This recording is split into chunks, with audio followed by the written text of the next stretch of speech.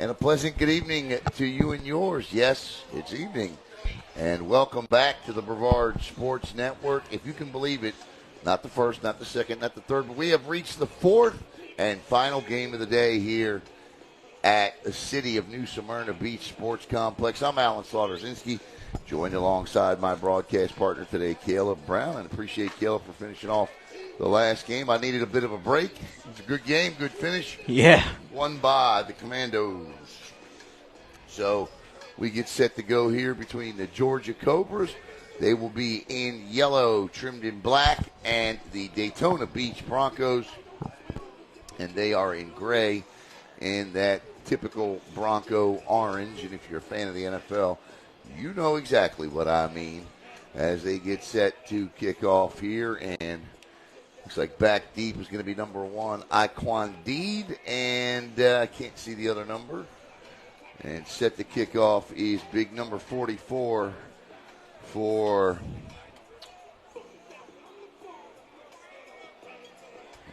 42, 43. I guess we'll figure it out. 32. 32 is Patrick Bryan set to kick off here. Patrick Bryan.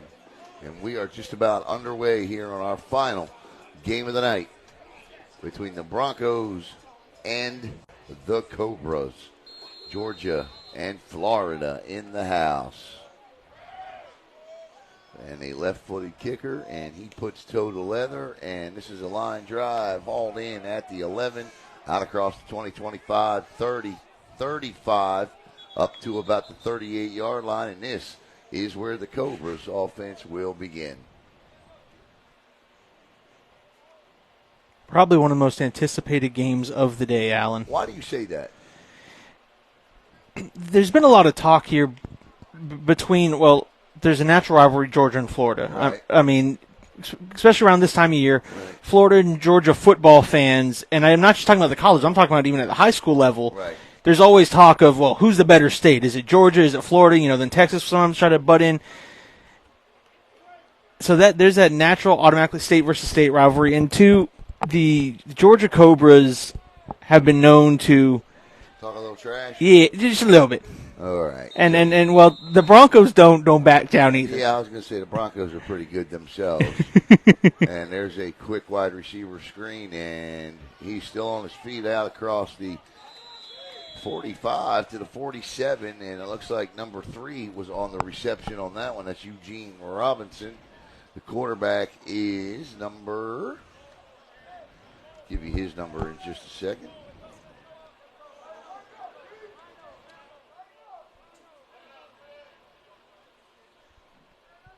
$14:20 to play in the opening quarter, just underway. The only game of the day under the lights. We good? Yep. See if you can get that quarterback. He's tall. I can tell you that. Try and get his number for you. Yep. Turns, looks like number 7, turns and gives. Quick little scat back there through the hole, and the quarterback, A.J. Graham, I believe. Or is it? Yep, it's 7. Yep, A.J. Graham is the quarterback. And the Cobras with a first down. Their first of the game as T.J. Harris was on the carry. So A.J. gets it from T.J., and T.J. picks up 8, and it's 1st and 10 now at the Daytona Beach 47.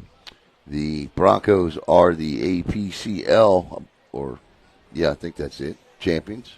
Florida Champion Football League. Champs 2 times, defending, throws wide open across the middle. Beautiful pass, beautiful throw. Receiver came back, and he'll cut himself a yard short of the first down. Eugene Robinson on the catch from A.J. Graham. And the head referee says first down. So they do indeed giving forward progress as they should. And the Cobras are sliding their way down the field. You like that one? I did. Okay, good. You guy like snakes. Me, I could do without them. I was expecting another S word. I mean, I like the Cobra, but wouldn't want to wake up and see it on my floor. And there's a give, and the Broncos, and there's a flag that comes flying in. You like a Cobra when it's on your TV and you know it's not coming into the house. Yeah. See what the call is here from the official. You got a hold. So that'll back them up 10 yards. So it'll be 1st and 20.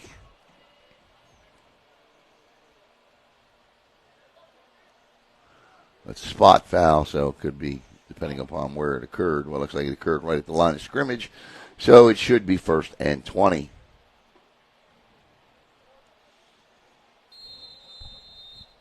And it is.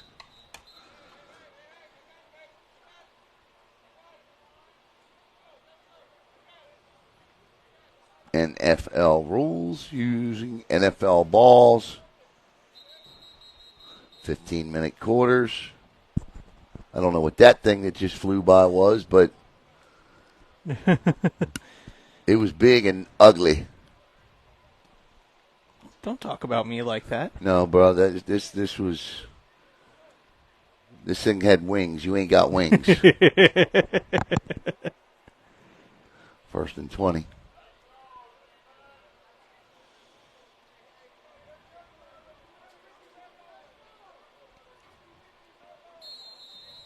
Typical RPO formation here. Doubles with the back in the backfield.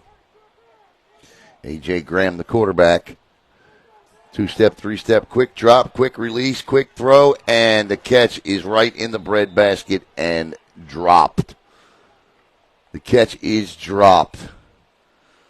So it'll be 2nd and 20. He could not have put it better on the mark. And the Cobras, good play call. Just in and out of the hands of the receiver. It happens.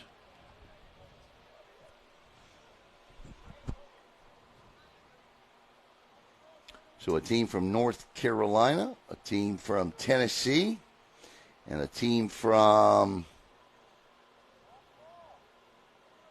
Georgia won today. Georgia looking for their 2nd win today. Florida, their 1st. 2nd and 20 for Graham and company.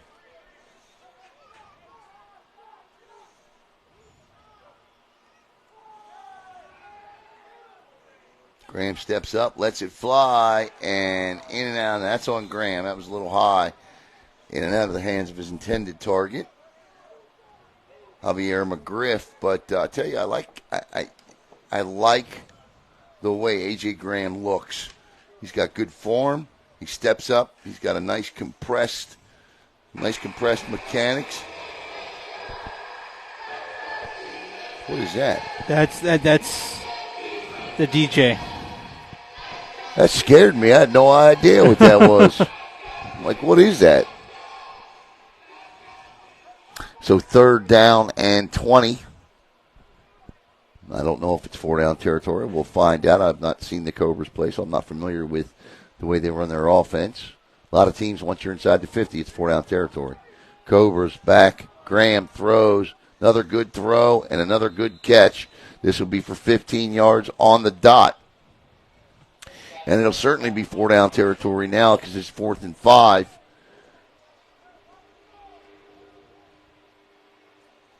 And I believe that was number, I want to say 5 on the catch, Levon Downs, or 8, Nate Martin, one of the two. But he towed the sidelines there and hauled it in on a nice throw from Graham, who put it right on the money. So 4 wide receivers set, double stacked on top of each other, near side, split wide to the left. Quick pitch on 4th and 4, outside, cuts it back. 1st down, Georgia Cobras. And Graham gets all 20 back. He uses all 4 downs to do it. Picks up 15 on 3rd and 5, or 6 on 4th. And that's plenty for a 1st down. I want to thank the sponsors today. CPA, hashtag Poolboy Mafia, as well as Cathodic Protective Services and Game Changer RC. CPA stands for Global Polygraph Analysis. The truth is their business. First and 10. Turns, gives up the gut, cuts back, and that's a gain of 8, maybe 9, maybe even as far out as to a first down, but it looks like he's going to be about 1.5 yards short. Good run, and the Cobras are putting together a pretty nifty opening drive here with 8:34. They've eaten half the clock they've eaten half the time off the first quarter clock, I should say. 2nd and 2 officially. Going to have to help me with their numbers.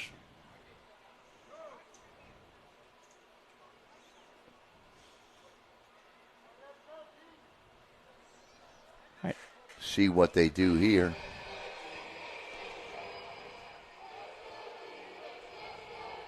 Turns, gives, and he cuts it back up the middle. He's going to have enough for still on his feet, and finally brought down just around the 10-yard line. I believe that's number 22 yes. on the carry that time. And if that's the case, which it is, that is going to be DeAndre Cooksey. So a good opening drive here for Georgia. 1st and 10. They can still get a first down. They need to get to the 1. Inside the hashtag Pool Boy Mafia red zone.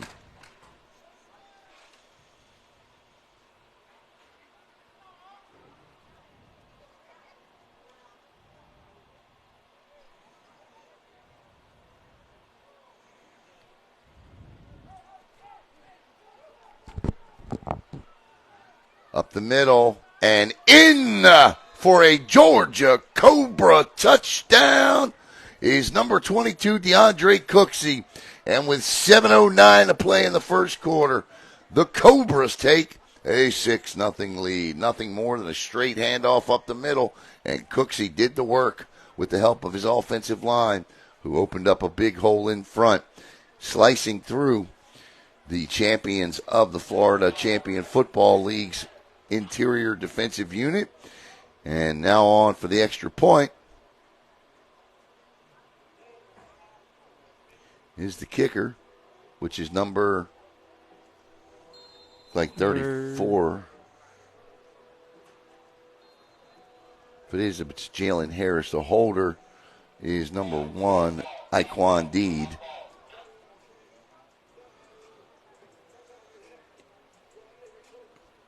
Let's see here. Can't tell if it's a 3 or a 9. All right.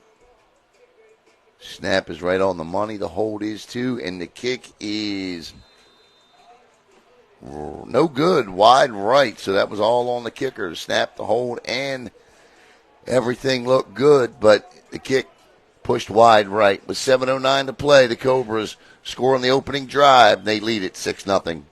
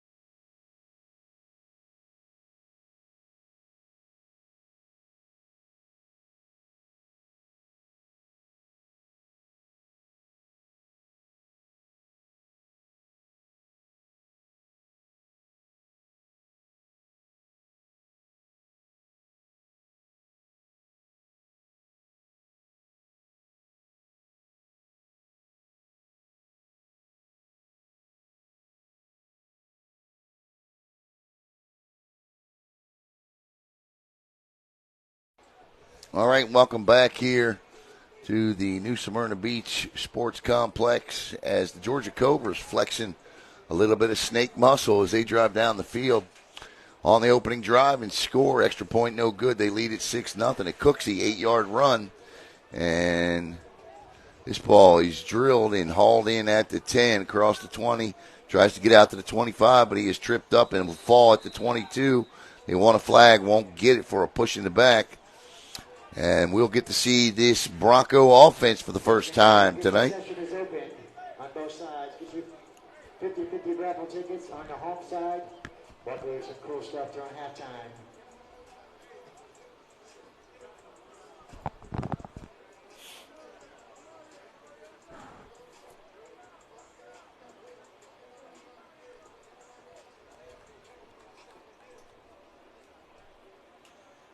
Trying to tell you to stop the clock. No, it's all right. Oh.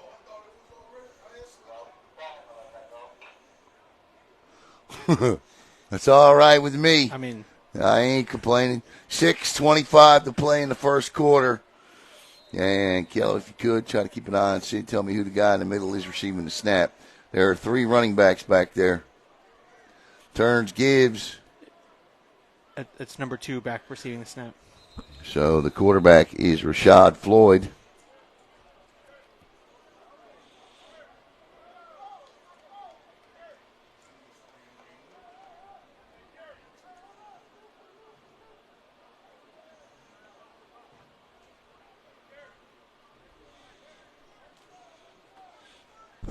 That 3-back offense from all. Every time I see it, I think of Barry Switcher's old wishbone offense. 6-0. Georgia Cobras on top after an opening drive score under center, and I mean that's all kinds of. I can't. All I know is ball handoff. Number 4 took that handoff. That would be number 4, says Caleb. That's DeAndre Jones. I mean, that was helmets smashing each other quick and fast and furious in the middle of the field, and quickly Daytona Beach is facing 3rd and 8. So this is a different Cobra team than the one we saw 3 years ago. Absolutely. They're a lot more ground and pound and solidified in their offense. I don't know about that. The quarterback just threw a bunch of nice passes. Shotgun formation for the first time of 5. Wide receiver set. Floyd. He's got to step up, and he's going to have to try to go for it. He's going to have the first down out across the 40, cuts back, and out to the 41-yard line. It's a good run by number 2. So each quarterback now has picked up a first down for their team with their feet.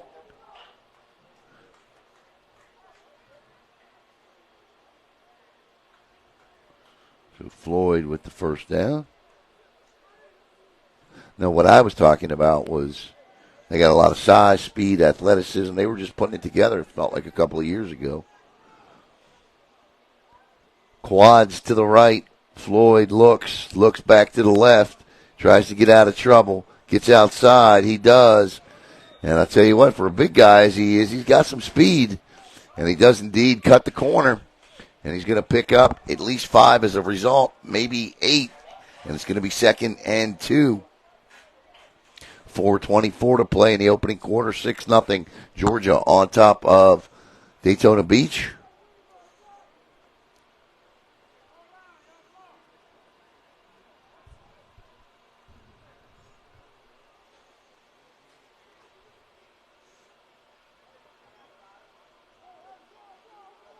That's a big D tackle that Georgia D on that Georgia D line. Oh, yes, indeed. You want the orange cleats on? Yeah. Yeah. 2nd and 2 for Floyd. Turns, gives quickly up the gut, first down and more. And Daytona Beach moving the football on their opening drive. So each offense has figured out where the soft spot is in the defense to start anyway.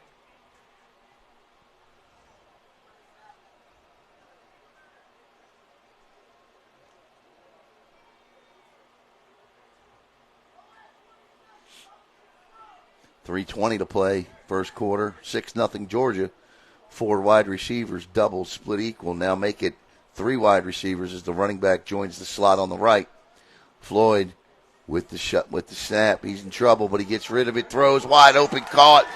10-5, touchdown, Daytona Beach. And with 3 minutes to play, a perfect strike on a breaking wide receiver. I believe that was the running back that hit the slot at the last minute. Get the number. He's got his jersey partially folded up. Yep. He's coming to the sidelines. You can't miss him. But he broke open. It was the running back that got in the slot at the last minute. Yeah, you see half his number there. But he scores. Looks like 22. And if it is 22, and I believe it is that's Tavis Smith on the catch and touchdown. A little under 50 yards, and Floyd with a nice throw there. And Daytona Beach, with an extra point attempt, has a chance to take the lead.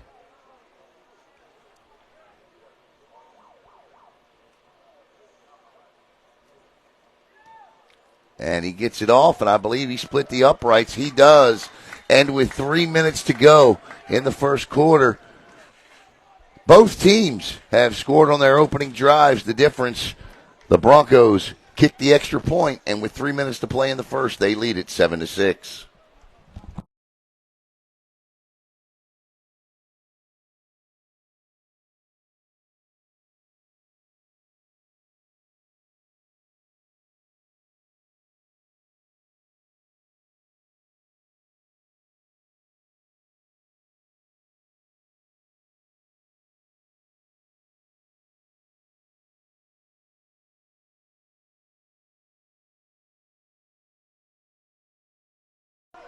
That play broke very nicely for quarterback Rashad Floyd as both defensive ends came in and penetrated and put pressure, and he does what a good quarterback is supposed to do, and that is to step into the pocket.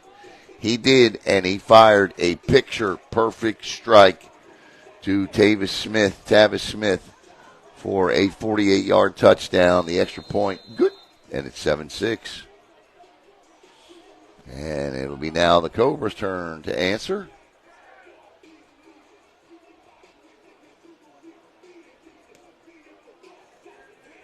That ball will bounce at the 11, picked up at the 8. By number 14. And he gets outside to the 30-yard line. Good run back by Brandon Thomas, and we will see A.J. Graham and the Cobra offense once again with 2:51 to play in the opening quarter. So another good one underway here, Caleb. We had a good one in the last game, close one. First two games of the day, both shutouts and multiple score wins. This one, the last one was a one-score game. It was. And this one here, shaping up to be a good one right out of the gate.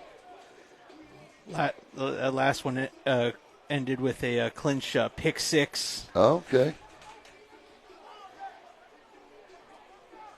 I missed that. I was watching a little bit of it.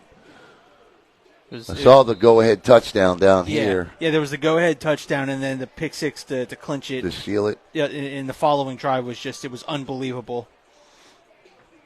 All right, 1st and 10 from the 30 for the Cobras.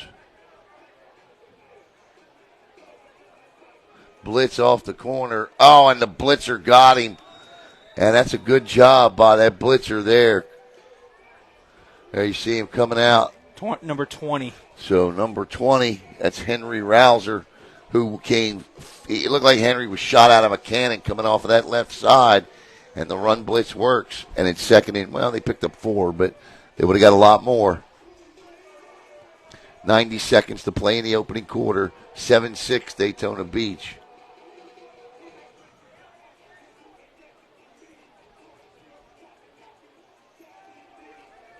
Quarterback throws, caught. What an athletic. Is that Rouser again? That is Rouser again. And Rouser gets up and gets inside the red zone. What an athletic catch by Henry Rouser on the interception. And Rouser not only makes the run blitz tackle on first down, but he picks off A.J. Graham on second, gets up and returns it to the 19, and the Broncos are back in business, Caleb. I mean, excellent job reading the quarterback's eyes and just jumping that route. Young man came to play tonight, that is for sure. That is one heck of a play right there on that pick. He said, "You will remember my name by the end of the night." I had it when he made that tackle. So Rouser making some plays, as the man in the comment section said. All right, 1st and 10 at the 19 inside the Global Polygraph red zone. Under a minute to go in the first quarter. And Rashad Floyd, the quarterback, steps up, and he'll go down this time in a wise decision. Won't be a sack because he will meander his way up till about the 1 or 2 yard gain mark there. Number 45 on the tackle for the Cobras. Yeah, thank you very much. That's Tredonis Causey wrapped up Floyd, and that should take us to the end of the first quarter here. And a good one it was, as both teams score, and then a brilliant interception. I'm sorry, I gave you the wrong name. I'm looking at the wrong roster. Quentin Green, please forgive me. Quentin Green is number 20. That's my fault. I have no excuses for it. No reason for it. Quentin Green is the man making plays at number 20. Number 20, Henry Rouser plays for the other team. I got the two rosters mixed up. Please forgive me. All right, that's the end of the first quarter, 7-6. It has been all Daytona Beach here in the last couple of plays. Green with the interception, and we'll be back with the start of the second quarter.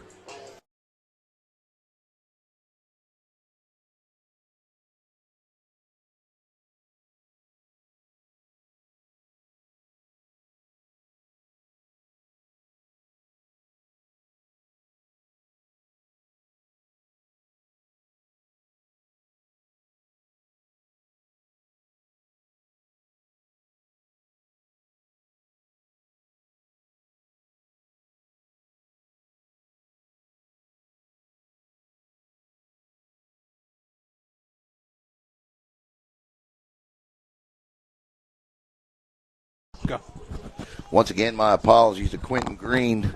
He is the man making the big plays defensively. He is the man that came in and stopped the running back for a 4-yard gain, which should have been much more on a run blitz, and then Quentin Green made the athletic interception for the Daytona Beach Broncos. So they've got the football inside the Global Polygraph red zone here, just inside the red zone.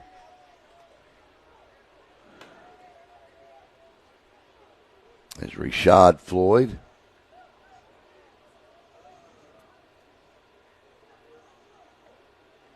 Turns and gives.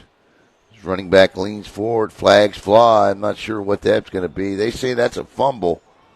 And do they rule it one? I thought it came out. I think it is.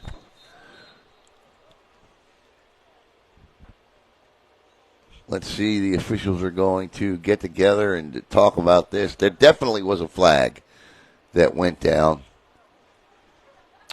Don't know if it was a hold, a face mask, what? That should be the Cobras ball, and it is going to be the Cobras ball. Yeah, that was a fumble. And so the interception by Quentin Green goes to waste as the Cobras turn them back over again. And back out onto the field comes the Cobras offense led by quarterback number 7, A.J. Graham. So it'll be 1st and 10 now for Georgia from their own 15. Tough play. 14:44 to go here in the first half. 7-6. Daytona Beach up.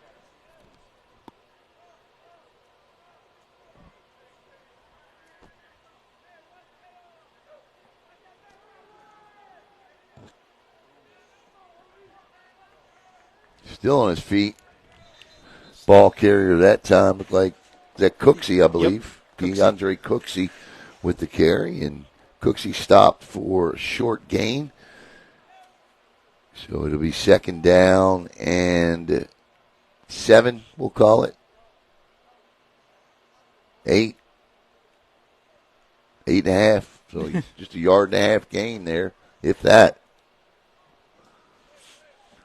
4 wide receivers split equal to each side. It's 2 apiece, doubles we call it, with Cooksey to the right of A.J. Graham. Graham pops him across the middle. Great play. If he gets loose, he could go. He is loose. Cuts it back, and finally the Broncos defense catches up to him, but not before.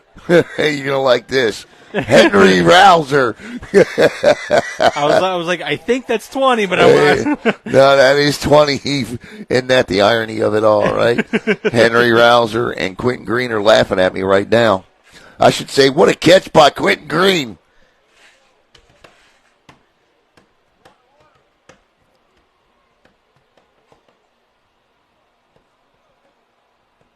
He said, you sure, bro? That's a good one. I deserve that. That's for sure. 1st and 10. Yeah, I'm sure. Quick pitch. Gets outside, cuts it back. What a run. Look at the speed, man. And he's still on his feet. And he's going to go. If 7 don't get him, he's gone. 7 grabs him. Touchdown! Georgia. Oh, he's going to mark him down at the 1. What? That's number 6 on that carry. Number 6 on the carry, Gerard Lewis. How did he not get it? That's got to be a touchdown, man. There's no way he was down at that 1. Should have gave him a touchdown just for the mere fact he tried to tackle his head off. Anyway, 1st and goal. I mean, the ball can't be no closer. Well, it could be, but at about the 6-inch line. What a run by Lewis on that. That was all Lewis on that. Yep. All Gerard Lewis. And if Philip Bailey don't, I mean, he looked like he was tackling like, you know how the rodeo guys yes. do? Yeah, that's what he looked like he was doing. So 1st and goal. A.J. Graham, blitz. And I'll tell you what, that's just, those ends are flying all. I mean, that is an incredible play coming off the right side of that defense. That's number 9. And number 9 gets in there. That's Rashid Blatch. I mean, how Blatch wasn't offsides, I have no idea. But he wasn't. That was just a well-timed play. And, in fact, they end up losing a yard. The commenter here, he was pulled into the end zone. He was pulled into the end zone. That's exactly what I thought. So 2nd down, and if the Broncos can hold here, and they're going to take a timeout, the Georgia Cobras, and so am I. I'm going to catch my breath here. Exhilarating stuff here to start the 4th and final game of the night with 11:23 to play and a half. Georgia up 7-6.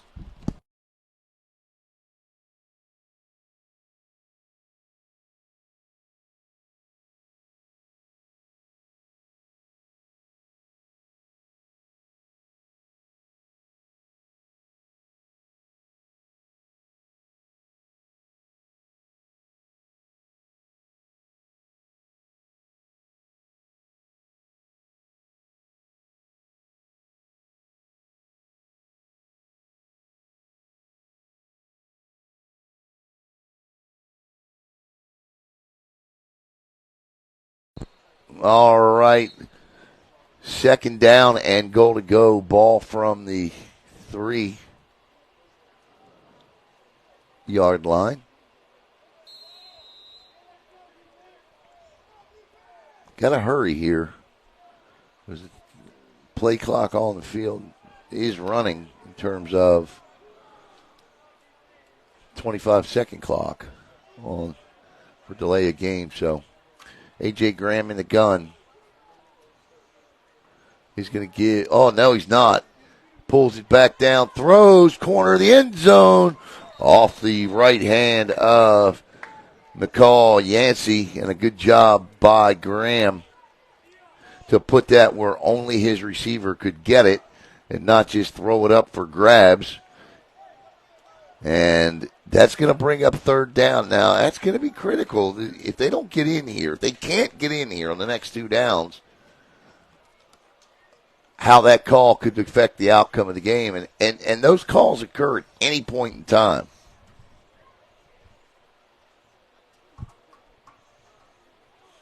(7-6). The Daytona Beach Broncos, the champions of the Florida Champion Football League, on top 7-6.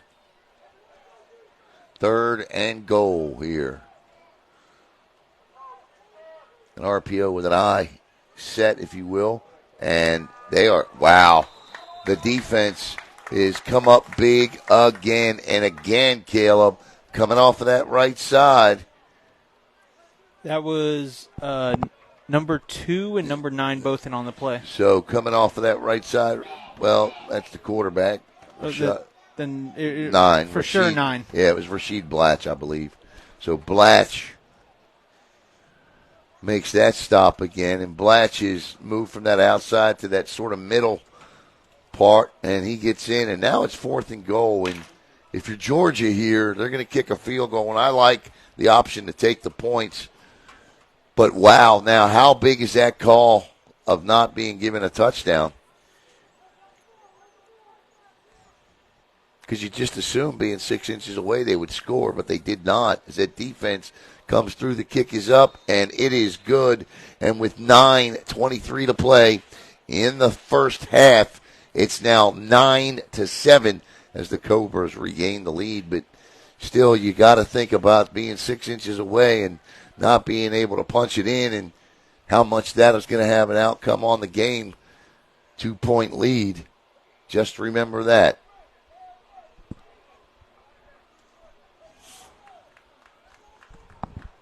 What a day it's been. We got here about, 9 o'clock this morning? Yep, about 9 o'clock. 9 o'clock this morning.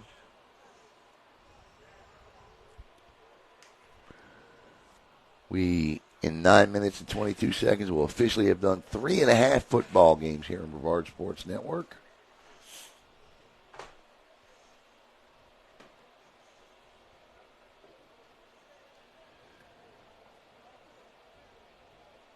As the Cobras look to kick off, I'm going to take care of the first 3 quarters, and I'm going to turn the 4th quarter over to my man Caleb Brown here tonight. I'm losing voice if you can't tell. That probably makes some of you happy.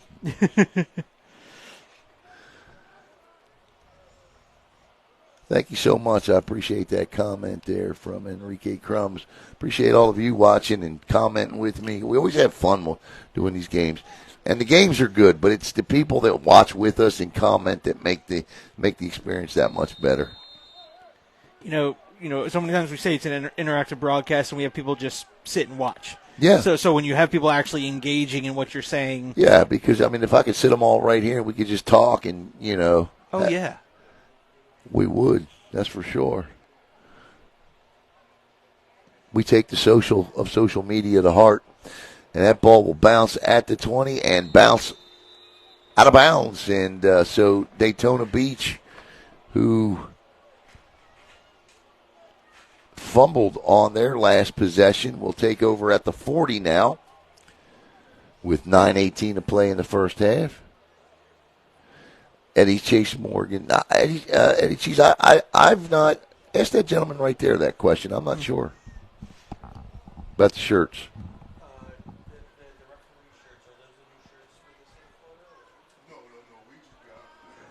Now these are a select group of referees that just purchased those shirts, but I like them.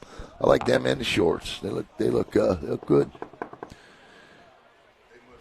Yeah, I was going to say they got to be much cooler on a day like today, where I'm sure at one point today on the middle of that turf it felt like near 130 degrees. That's not an exaggeration either. 1st and 10 for the Broncos from their own 40. 9:13 to play in the first half. 9-6, Georgia on top. Keep your eye on number 11 there. He tries to get inside, and what do you know? Number 11 on the stop. He just looked like he was ready to get in there and make a tackle. Number 11 for the Cobras. Big young man there. That's McCall Yancey. And Yancey just looks like he was put on the gridiron to create havoc. Look at him. He's like, come on back to the line of scrimmage. I just want to play. Can we just talk?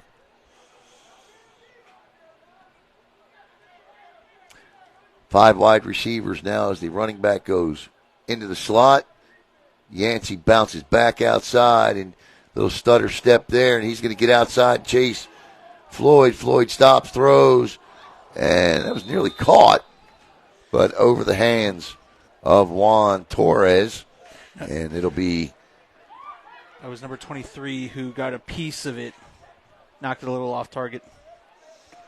Okay, I don't have a 23 there. Oh, wow. It's all right. I mean, listen, I will tell you this much. Other than, unfortunately, for the Vikings today, whose roster was an absolute mess, every roster has been spot on, and for the most part that I know of, and the mistakes that have been made are my own, and thank God we've not made many of those today. 3rd down and 14 for Daytona Beach. This is their third down of the game. They've converted 2 of them. Throws, and that was thrown behind the receiver, but he got his hands on it, so that's going to bring up 4th and 14, and an obvious punting situation. Football well on their side of the field, and punt teams will come on, and the receive teams as well for each team. 6:55 to play in the first half. Coming up at halftime, absolutely nothing. Back deep is number 5 and number 14 for the Cobras. That's Levon Downs and Brandon Thomas for the Cobras. And Daytona Beach better hurry here if they want to get this punt off without having to kick in an extra 5. I believe that's number 16 is the punter. And if that's the case, that's Darius Campbell.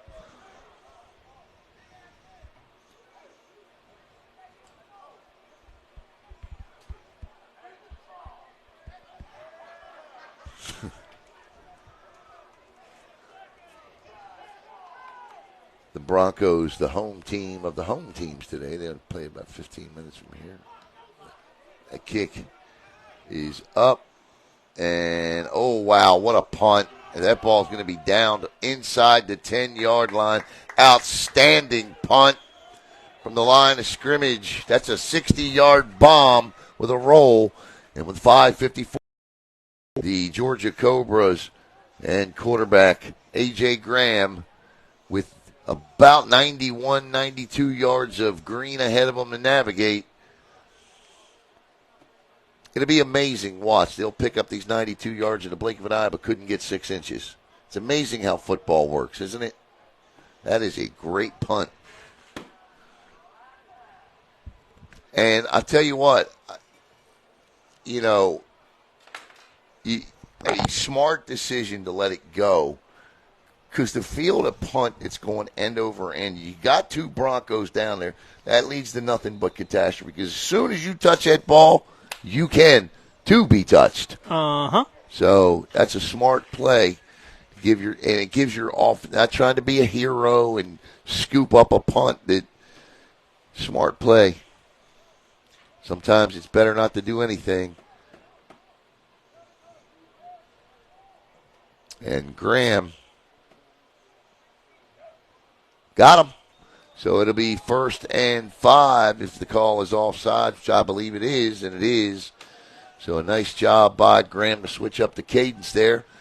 And that'll move the stick up 5, and it'll be 1st and 5. As a former quarterback, that was my favorite. I mean, obviously you like scoring touchdowns and things like that, but part of the intricacies of the game was when I could get the defense to jump, I loved 1st and 5. And the reason that I did is because I knew it opened up the playbook more than any other time in the offense.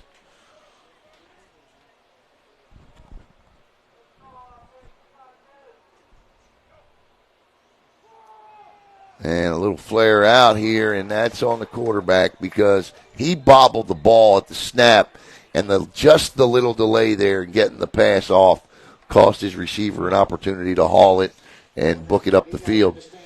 84 was the intended receiver. And that is Anthony Hoskins. So now 2nd and 5, and now you just feel like you picked up 5 yards on a 1st down run. So that shuts the playbook down a little bit, but still gives you options.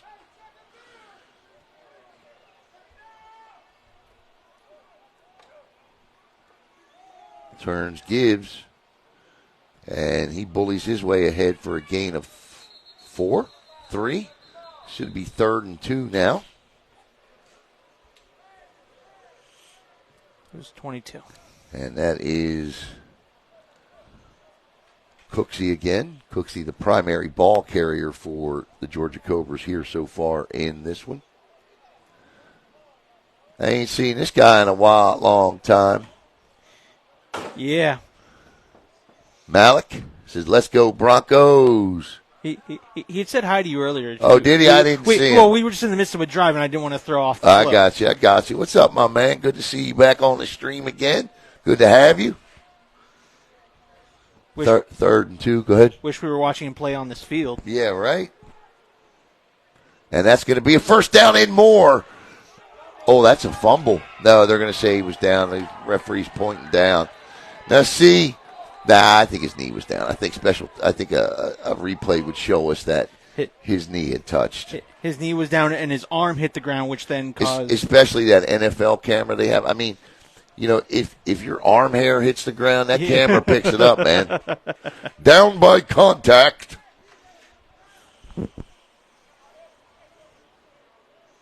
But yet Major League Baseball can't seem to get it right. You can't see a guy tagged out at the plate. Crazy, isn't it? That arm hair touches that one blade of grass. It's nuts. First down and 10 at the 30 now. So the goalpost no longer shadows on the backs of the Cobras offense as they get a little breathing room here. Ball at the 30. Looks, throws. That's a nice looking pass and a great defensive play. And he knows it. He wanted a pick, but he did a heck of a job there knocking it down. He is Philip Bailey. And with 2:43 to play, it'll be second down and 10.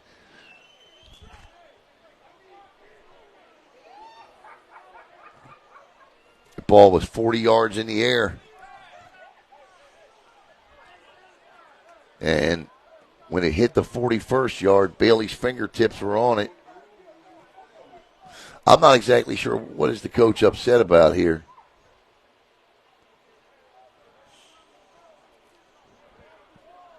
So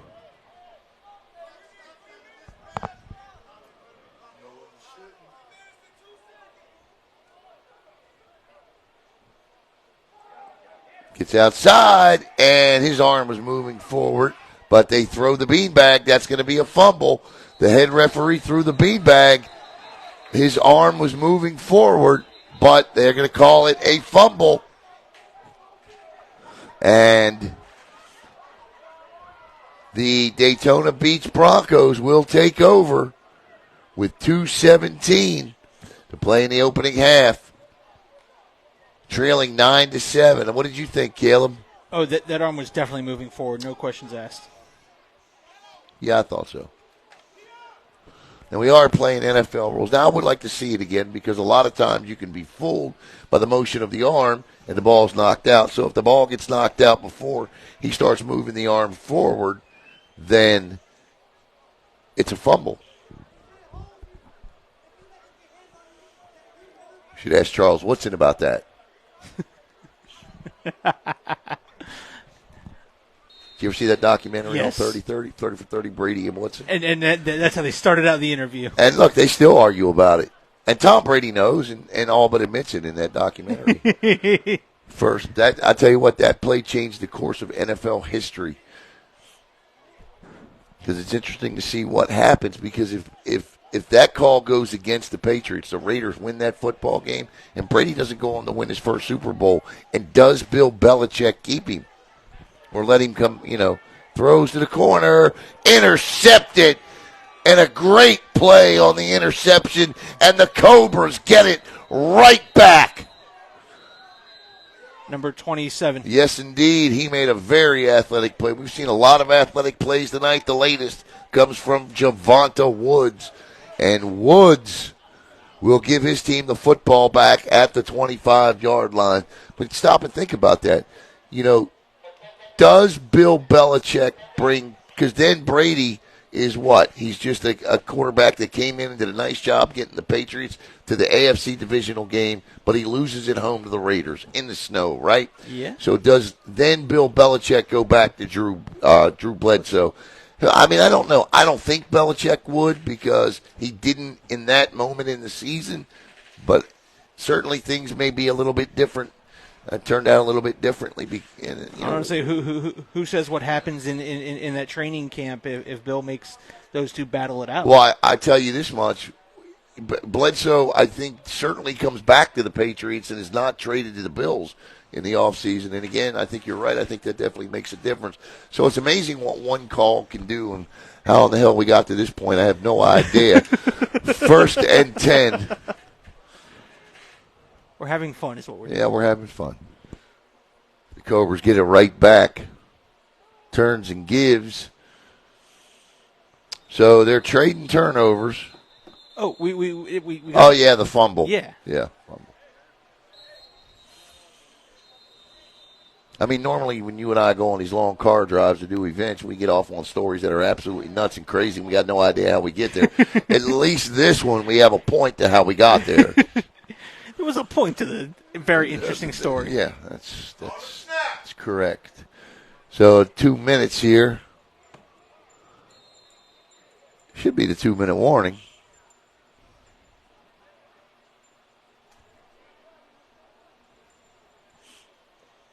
That is the 2-minute warning, actually.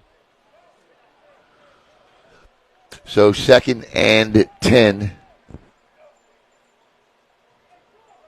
Little delay. This play just looks out of whack, didn't it? And the people were moving. Half the offense was standing still and paying the price for it. Is A.J. Graham, the quarterback. I would say that offensive line was kind of like, wait, what? What are we doing here? So 3rd and 10 now. If you're the Broncos, you have 2 timeouts left. Do you think about taking one here? Oh. And the answer to that question is yes, you do, because they just did. Yeah, there you go. He says the alleged fumble on the pass. That is correct. Nobody. Who's that? Quan Shingleton says nobody blocked. They sure didn't. They just stood up and went, "What's going on? Hi. What's the play?" I don't. I'm pretty sure. I know when the last time Daytona Beach played. I'm not sure about the Cobras, but I can imagine it's probably if you've been off for 3 months and you get, you find out about an event like this and you get a couple of weeks to trade. It's probably hard to get back in the rhythm. But Daytona Beaches look good tonight. So have the Cobras. Aside from the turnovers, they've had their moments of, and of course their playmakers out there. Both the 20s for each team have looked good. We'll just leave it at that with the 20s.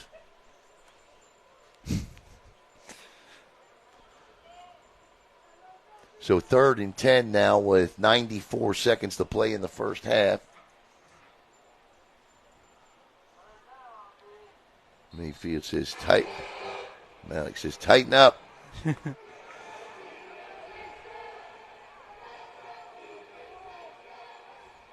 Both of them. Yeah. Quarterback lets one go. And that's a perfectly thrown ball, but to the Broncos. And Caleb tracked that number. That would be number 23. And number 23 with the pick. That is the 5th turnover of the game already. And that's Javon Wallace. Now that's what I call So the Broncos get it back. And Caleb, with 87 seconds to play in the first half, they've got some time here to do some damage. They do. Rashad Floyd here, he's got a good arm. I want to say, what's your first play call here? You know what? I'm flipping the PS5 switch on, and I'm going XX. All right, I'm going down. I got a couple of go routes, but I will tell you where, as a quarterback, where I would throw the football. My first look is across the middle of this field. Because if I can catch a guy streaking across the middle, that's my first look. Like almost maybe like a post down the middle? Or No, I just go a crossing route. gotcha. But see, when McCall Yanis is on you in less than a second and a half, you're not finding anybody.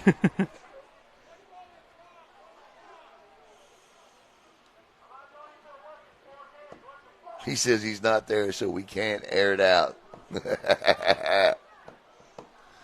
So that certainly changes the complex of the play calling here. Now I just think I let the clock run and maybe take one shot and see what I got here. And if I can get the ball off and maybe get to midfield, I might take my last time out and then try to throw one into the end zone or get down close for a field goal. But, you know, McCall Yancey certainly threw a damper into any future plans I might have of crossing midfield anytime soon. And here he comes again, and again he swallows the quarterback whole. And listen, you know, McCall Yancey is just taking over this game defensively, and Daytona Beach is going to have to put a back in backfield to chip him or help out that right tackle over there. Because it's obvious he can't block him, and I don't mean that in a derogatory way. That's just a fact. 100%. Yeah. I mean, how do you expect, you know, a lineman who's heavily undersized? Well, it's not so much the oversized, it's the speed with which McCall Yancey is blowing off the line of scrimmage. And I just think this is pure speed here that's getting strength. So the bottom line is anytime you have a mismatch like that, no matter what level you're playing on, you got to get the guy help. Yes. So you bring in an H-back or somebody, you know, a lot of times all your quarterback needs is you just chip the guy, put a shoulder into him. Give me a second or two to throw the ball. These guys at this level should be getting rid of the ball in a little under 4 seconds. And even that, in a lot of cases, is too long. The Cobras' last game was June 24th. June 24th, okay. Thank you very much for that info. Here comes Yancey again on the inside, and right now they're thinking about it. And he throws, and you know what? That was Yancey, and then coming from the other side was Yancey's twin, and that's number 46, Darren Kilgore. And if you look at Kilgore and Yancey, they're both about 6'7", about 285.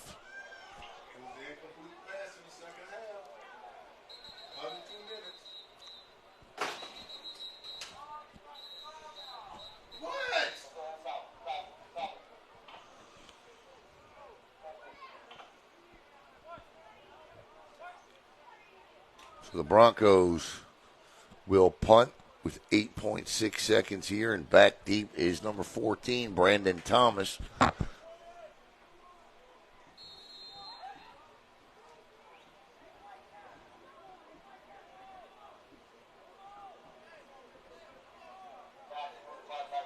Take a break at halftime. Caleb will have the camera on the clock.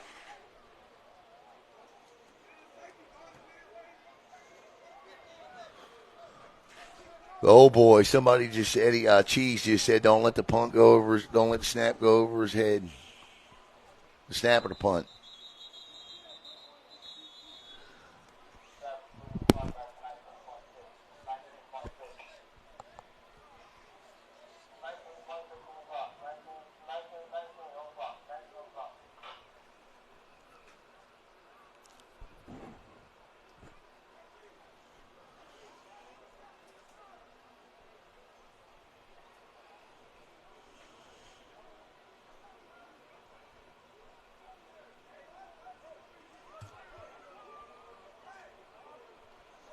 Not sure what this discussion is about. They might be talking about the clock here.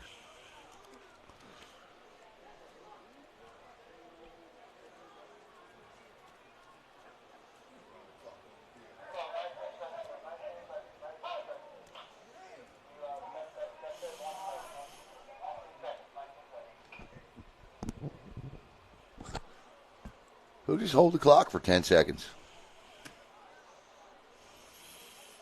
That's an easier way to do it.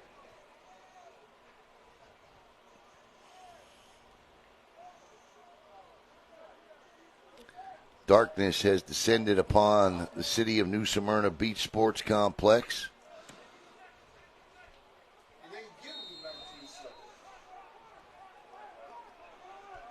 So they can put 18 more seconds on the clock. So now there's 19 seconds left. So an opportunity here for the Cobras, who lead it 9-7. Good snap. And he just does get it away. The punt is end over end. And takes a bounce of about 3 yards for the Broncos. And with so one play, maybe two. Y'all working my nerves.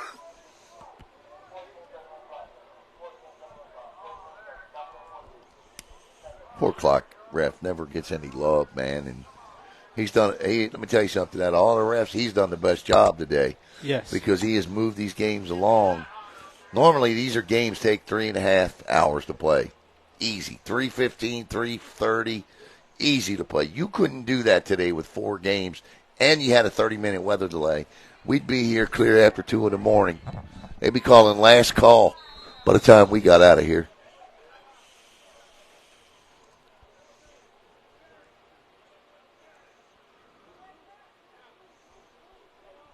So 14 seconds to play. 1st and 10. Down and distance doesn't matter because this is all about trying to cover 62 yards in 14 seconds.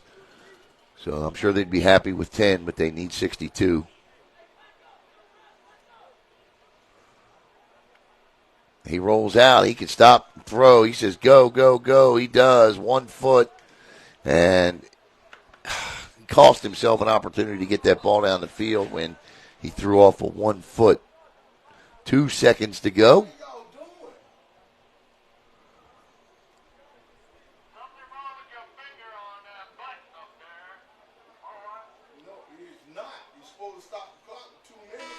All right, so that'll be the end of the first half with the score 9-7. The Georgia Cobras on top. We'll be back with the start of the second half. Caleb will start the second half, and then I'll pick it up.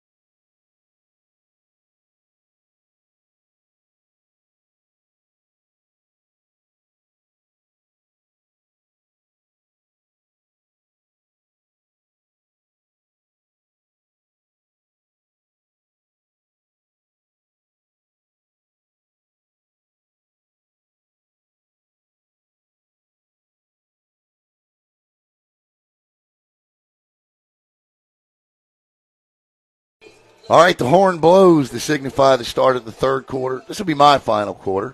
I'm going to let Caleb finish up tonight.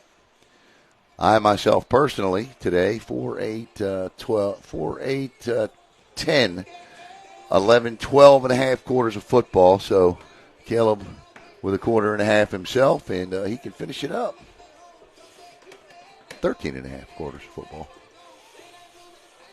I'm starting to lose my voice, and I got a lot of broadcasting to do this week and next week. So I know it sounds like I'm being a cream puff, but no, you're not. It is it is if I can't go, we don't make money.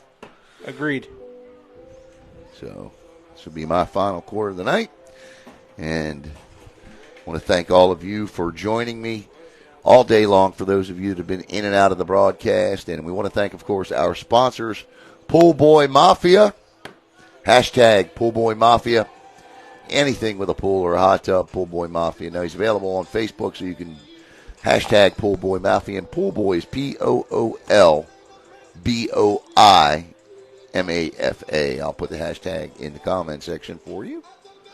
And GPA, which is... I want to thank them. They are a brand new sponsor to Brevard Sports Network, and their business is quite simply the truth, and that's global polygraph analysis. The truth, as they say, is their business, and they do work for, well, you name it.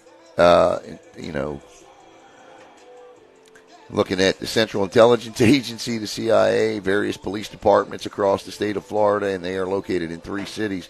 Give them a call at 321-877-5105 or visit online at www.globalpolygraphanalysis.com. Join me tomorrow night, maybe, for Mouthing Off Sports Talk, where we go 2 hours of sports talk, myself and Anthony Knockrotter. I think we may even get Caleb Brown to join us a little bit tomorrow night and talk some sports and recap the week in local, state, and national sports news. And it's a lot of fun. It's a great show. We do it once a week, and we'd love to have you aboard. That, too, an interactive show. As the Georgia Cobras get set to kick off here for half number 2. And they will kick off with the lead 9-7. This has been a mistake-prone football game in terms of turnovers, but when the two teams have been locked in, we've seen some really good plays.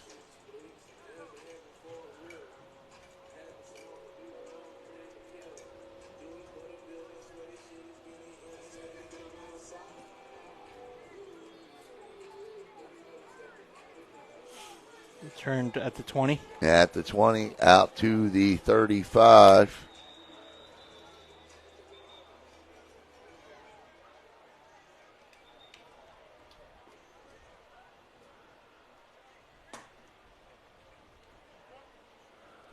And this is where the Broncos offense will take over 1st and 10. And, that statement I just made about when the teams are offenses, the defense has been spectacular tonight. I mean, they've been making plays left and right. Of course, so far my defensive player of the game for either team is McCall Yancey, because number 11 in the yellow and black has been everywhere.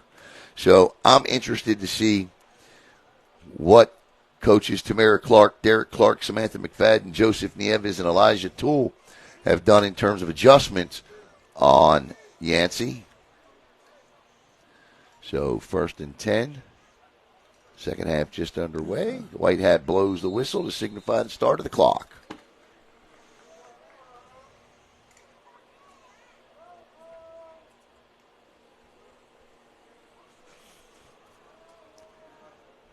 And you see how that running back is just sitting there on the right side of the quarterback. He's got to be there for Yancey.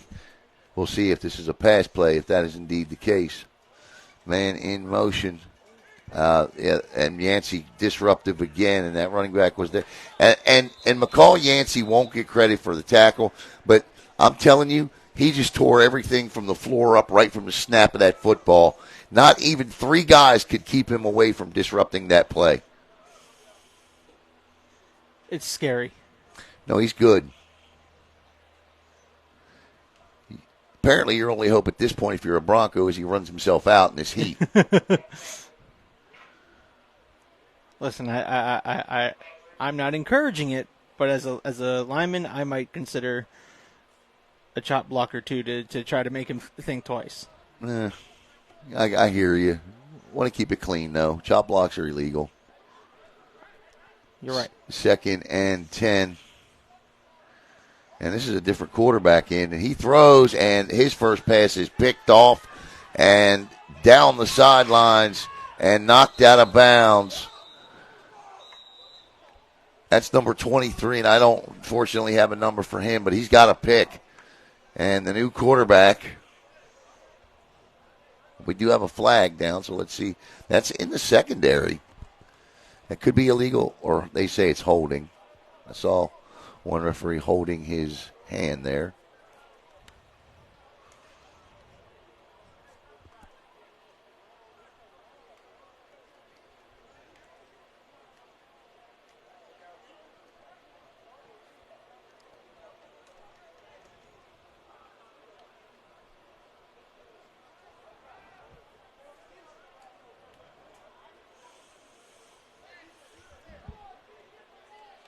Yeah, Eddie Cheese, too, said he's so wide out, you really can't chop block him, too, you know.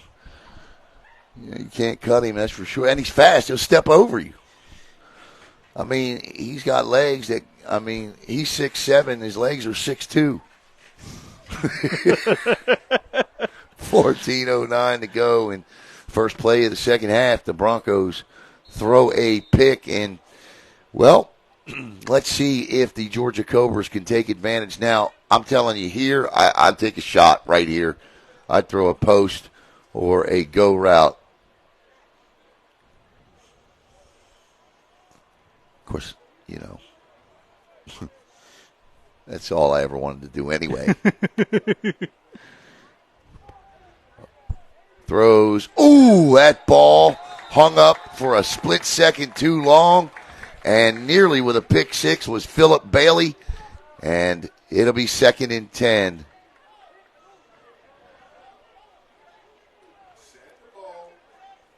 The out passes as a quarterback, when you throw them, they look so easy, right? Because when your wide receiver makes that cut and turns, he's the only one that you see. You know, you're locked in on him. You know that's the route he's running. He's running a 7 yards or 8 yards and an out to the sidelines, and you know he's going to be there. But the thing you don't count on, obviously, and that's how you see a lot of pick sixes, is that DB coming up. But those are one of the hardest throws to make in the game, are those out passes. And chopping his legs and still going is DeAndre Cooksey, who had a good first half. And Cooksey, with his determination, picks up nearly 5 yards, and it'll be 3rd down and 5.5, 6, we'll call it. 13:15 to go here in the third quarter. 9-7, the Georgia Cobras on top. Number 1 for the Broncos was the first one to make contact. That's Kenneth Jackson in there. We're going to find out who the better conditioned team is here coming up as we approach the middle portion of the third and, of course, then the fourth quarter. Back, looks, fires. There it is. Way deep. Beautiful pass. Touchdown! Georgia Cobras. Nearly 60 yards on a perfect strike. That is as pretty as it gets right there on the throw, the catch. I believe that's number 10. Yeah, I think it is too. And if it is number 10, that is Javier McGriff. Make sure he's still standing there with the football. That is 10. Javier McGriff on a 57-yard touchdown from A.J. Graham. And Graham stepped up in the pocket, and that's the prettiest ball we've seen all day. He drops it in. I mean, that's a dime he just dropped. And the extra point with an opportunity to give the Georgia Cobras an 11-point, 16-7 lead. The snap is good. The hold, the kick is blocked, and it'll be an 8-point lead. So it's still a one-score game. Or are they allowed to advance this like this? Yep. Oh, yeah, I'm sorry. I thought it was Georgia. So, okay, so the block kick is picked up and stopped. So it'll still remain a one-score game, but it is an 8-point one-score game with 12:33 to play. And I tell you what, A.J. Graham just dropped it in a bucket to Javier McGriff, and it's 15-7 with 12:33 to play in the third.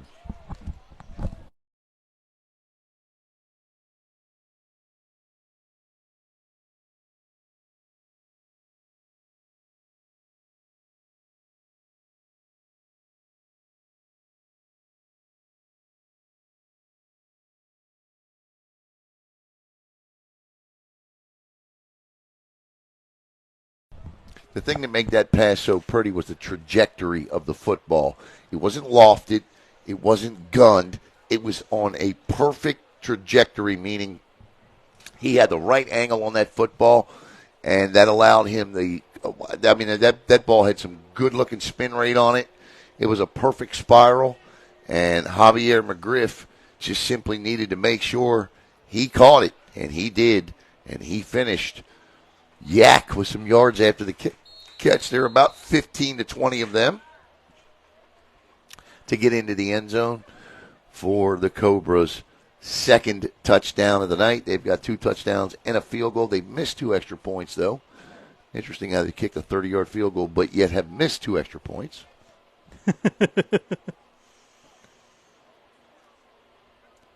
And the Broncos sidelines a little bit quiet. So that's pot. That's points off turnovers, and that's one of the biggest things that you can do at any level is to convert turnovers into points, and Georgia does that. This will be fielded at the 8, across the 20, 25, 30, 35, ahead of steam, across the 40, and knocked out of bounds at about the 44-yard line is the returner, and back on the football field. It looks like the new quarterback is Austin Freeze, number 10.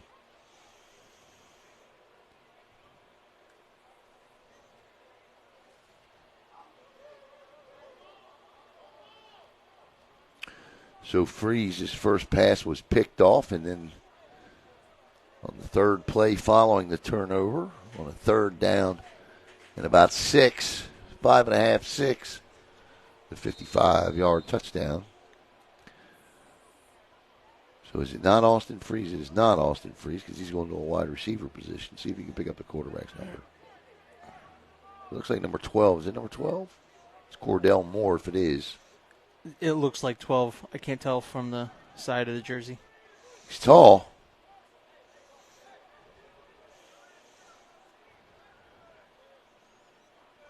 Checks his wristband one last time. Needs somebody in motion. Doesn't happen. So it's 10. It is 10. It is Freeze. Oh! He is drilled before he gets back to the line of scrimmage. That will actually be a loss of a yard, so to be 2nd and 11. So the quarterback, I believe, is Austin Freeze, number 10. So we had a player down, and he popped back up again, and the trainer comes back up off the field. But the player says, "Nah, I got to come out for a play because, yep, I got my bell rung. I'm going to take a seat, grab some water, throw a cold towel around the neck." Stinger, you can see him shaking his shoulder. Trevor Young. So Freeze brings him to the line here. He's got 5 wide receivers set, 3 to the far side, 2 near. 5 defensive backs for the Cobras. Bad snap, and, yeah. McCall Yancey said, you know what, I'm going to get in there on a good snap. The bad ones I'm just going to eat up. And McCall Yancey with his 3rd sack of the night. And the Daytona Beach Broncos are going backwards, and it's going to be 2nd and 20, or yes, 3rd and 20, 3rd and 20. Check that, 3rd and 20. State of Georgia looking for their 2nd win here today. They got one earlier from Clayton County. State of Tennessee with a win as well. And North Carolina and the Fayetteville Commandos picked up a win.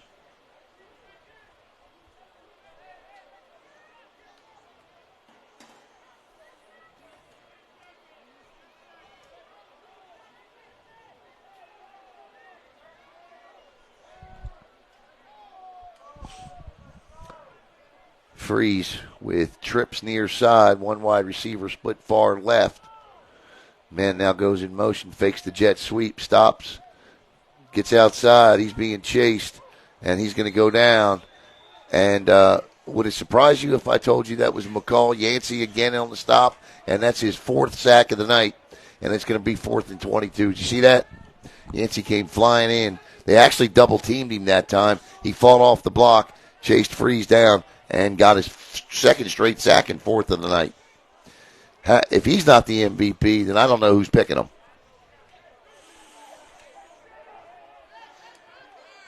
So Daytona Beach will be forced to punt here on 4th and a trip back to Georgia. It's about how long it is. I have some questions. Oh, hopefully I got some answers. I want to know why Yancey, I don't know if he's had any tryouts with some of the XFL. He seems like a type of guy that would fit in with that type of competition. Yeah, I don't know. I guess we'll have to do a little research and find out, but he's definitely, he certainly has the size. And, again, the speed measurable is tough to judge at this level. It just is because I've covered the NFL for, I used to cover the NFL for years. I've been on sidelines. I've seen NFL games up close and personal. And look, these guys do a terrific job, and I'm not knocking them. But the difference in an NFL game and the difference in what you're seeing here is night and day. But you're right. You're talking about the XFL. I don't know. I've never been in person to see or judge that for myself. But the speed and the power of an NFL game when you're standing on a sideline watching that it just blows your mind. And it's hard to convey unless you see it up close yourself. You can watch it on TV all day long.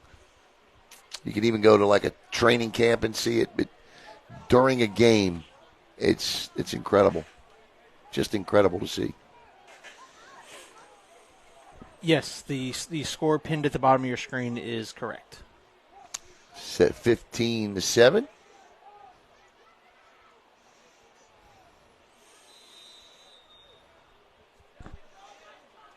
In favor of Georgia. You got Georgia on top, right? Yep. Okay.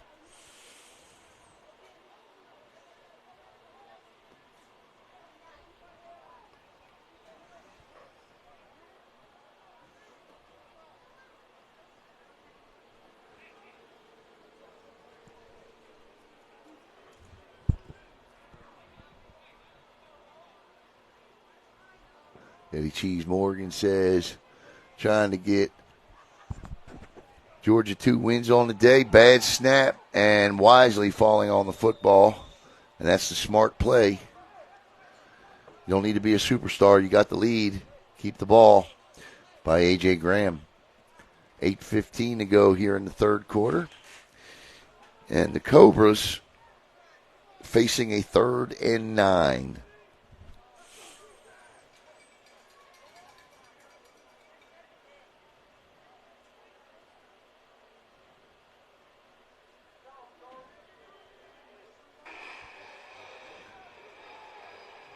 Like I'll tell you after this play.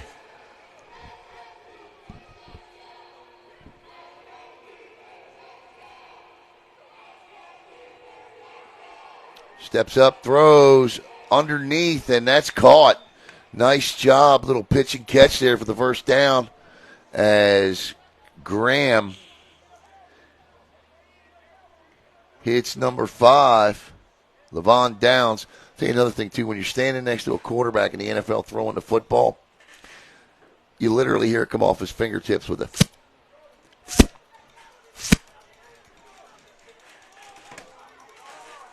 and then when that ball spins in the air, you can hear it. Denver Bronco receiver used to talk about the Elway cross.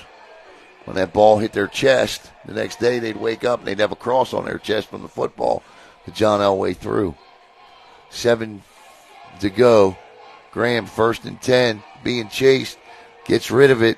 Flag flies late. I don't know how he completed it, but he did. The flag in the area of a hold.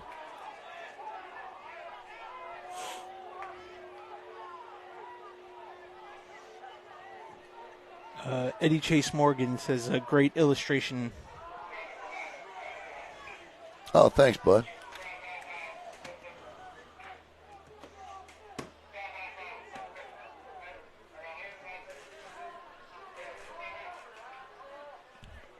See what the call is here as they went to the Daytona captain.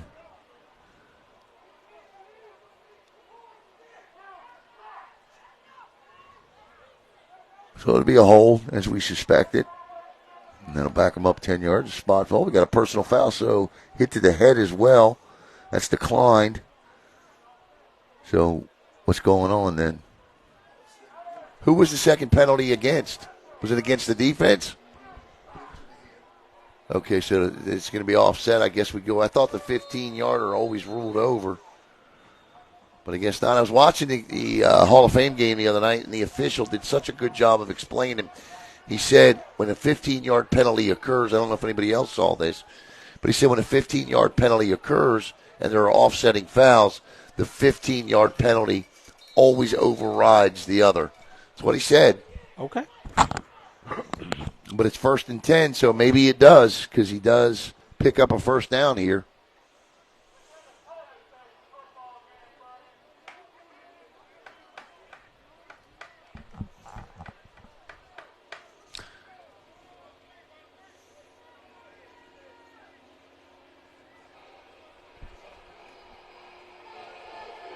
Throws. Oh, nice seam.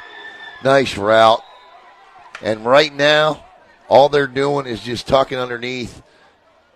The two safeties are just trying to keep the speed of the Georgia Cobras from getting behind them, and it's creating space in front. And that time, the gentleman that laid up underneath of that seam was number 80, Raekwon Ross, and hitting him with a strike was A.J. Graham. And you might be saying, well, why isn't he putting it up there and giving his receiver a chance to turn and go?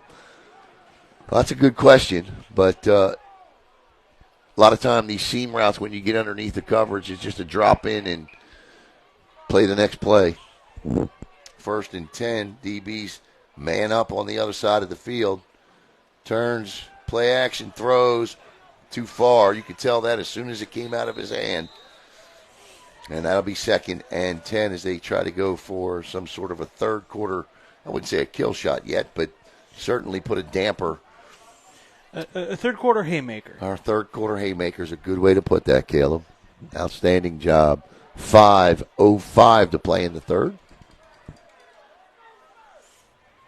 Who you got this year in the NFL? Any surprise teams? I mean, you look at the East, you got the Dolphins, the Bills, the Patriots. I have this feeling that the Bills. Jets. I have a feeling that the Bills are going to be surprisingly disappointing. Okay. So who do you got winning that division? I got the Jets winning that division. Okay. 2nd and 10. So you're buying into the Aaron Magic, huh? Yeah. Okay. As much as I don't like to. Oh my goodness gracious! This could be a touchdown if he gets outside, cuts back. He does get outside, but closes himself. No, he's still on his feet. Down to the 10, 11-yard line. How about the throw there into triple coverage, which I don't recommend, but he made and still was able to complete as he finds his intended target, Jonathan DeBerry. And DeBerry with a lot of yak yards after the catch there. Flags fly. I think we got to have it on sport, are we?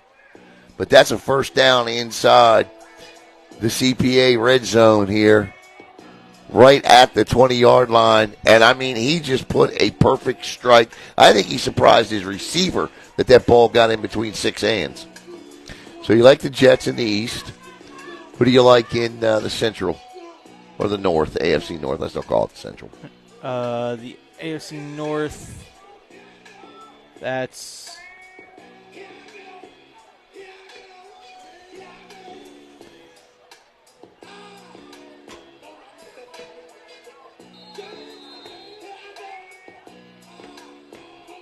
First and 10.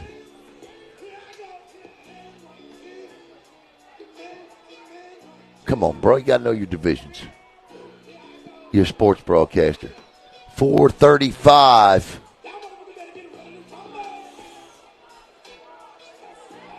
the Steelers, the Ravens, the Browns, and the Bengals. Throws, and how that one's not picked off. That one went through everyone's hands. 2nd and 10.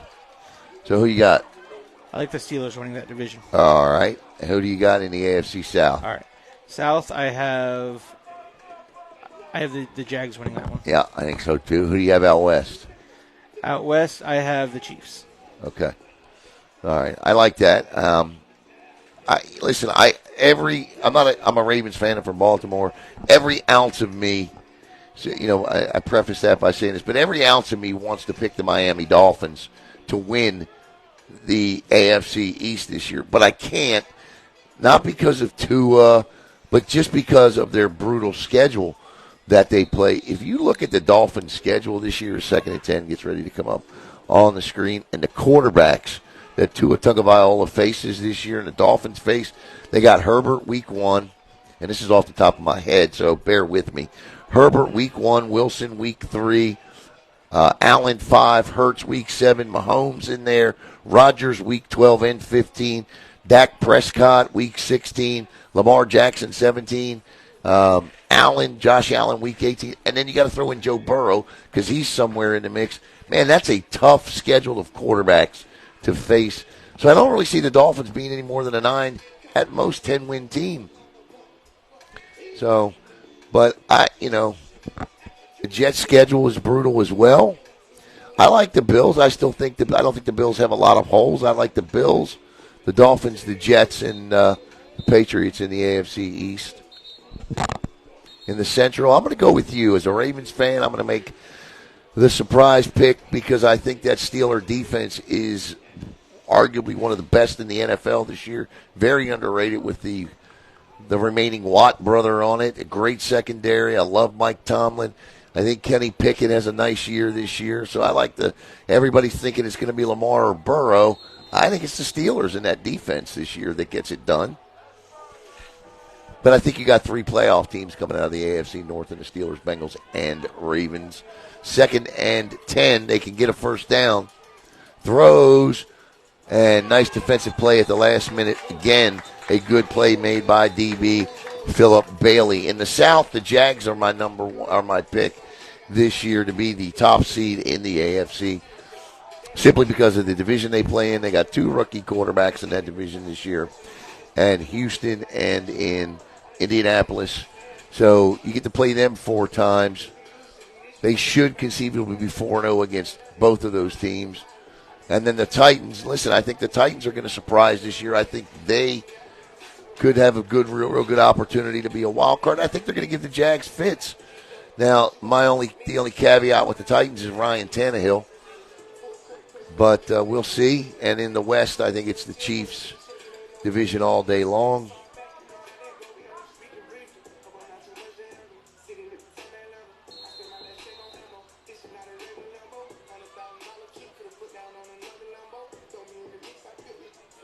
I'll get you on the NFC after this drive.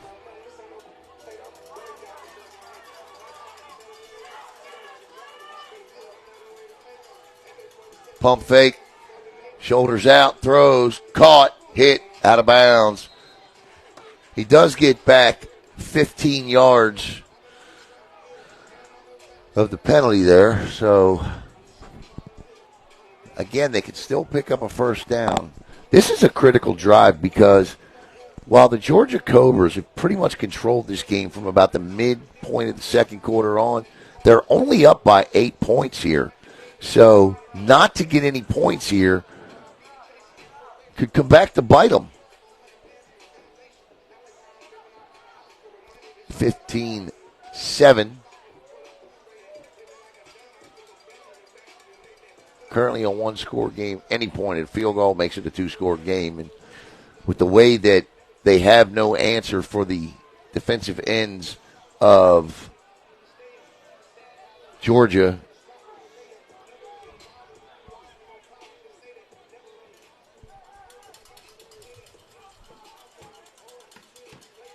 quarterback in trouble, gets outside. He just lets it go and throws it out of bounds. So, obviously, I don't think it's a stretch here, Caleb, to think that we should expect a field goal here.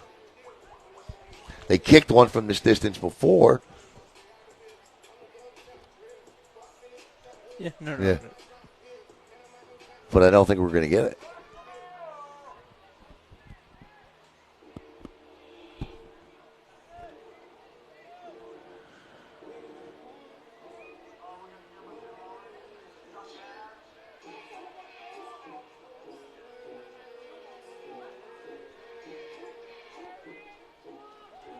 And to the line of scrimmage they come on 4th and about 7 here.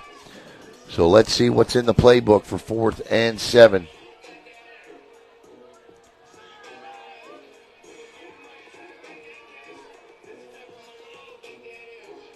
Throws. Oh, that's too far.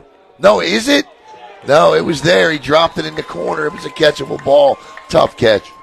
But that's a turnover on downs. And Caleb, the Daytona Beach Broncos still have hope here. And they can also thank number 7 there, who was in on the coverage. Of course he was. Philip Bailey's been there all night long for them. And he didn't get his whole hand on it, but just enough to tip it out of reach of a sitting receiver. As much as I think it's fair to say that you look at McCall Yancey has been disruptive to the Daytona defense tonight, is equally disruptive as Philip Bailey has been to their passing game as well. 2:51 to play. But Bailey and McCall Yancey certainly having defensive games tonight. So they would be my 2 defensive MVPs. So we'll see what happens. And I appreciate, once again, my final quarter right here. 2:51 to play in the game. Or, I'm sorry, in the third quarter. Caleb will take over here in the 4th to bring it down the stretch. Appreciate all of you. All right, so who you got in the NFC? Who's the East? Cowboys, Eagles, Giants. Give me the Eagles. All right.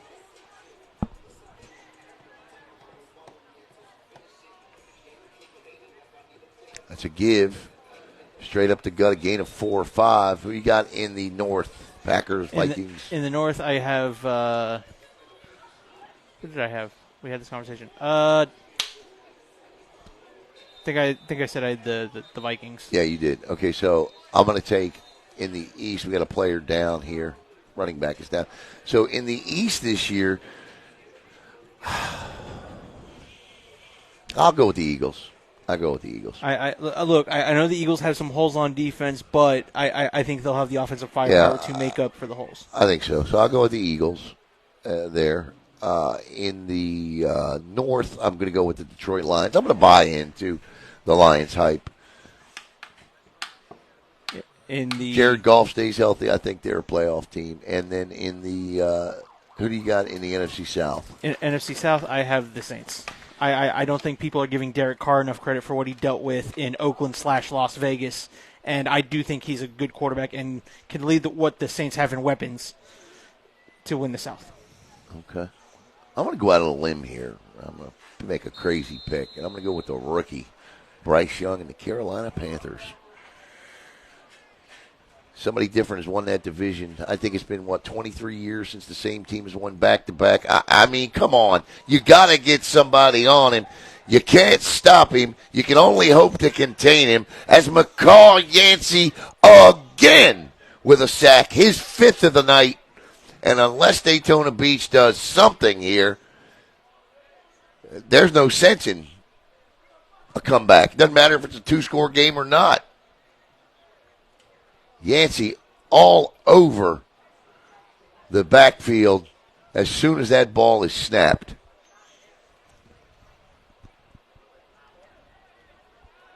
Who you got in the West? In the West, I have the 49ers. Yeah, me too. All right, so here's the big question. Who represents the West? Who represents the East? Or the AFC, or the AFC and the NFC?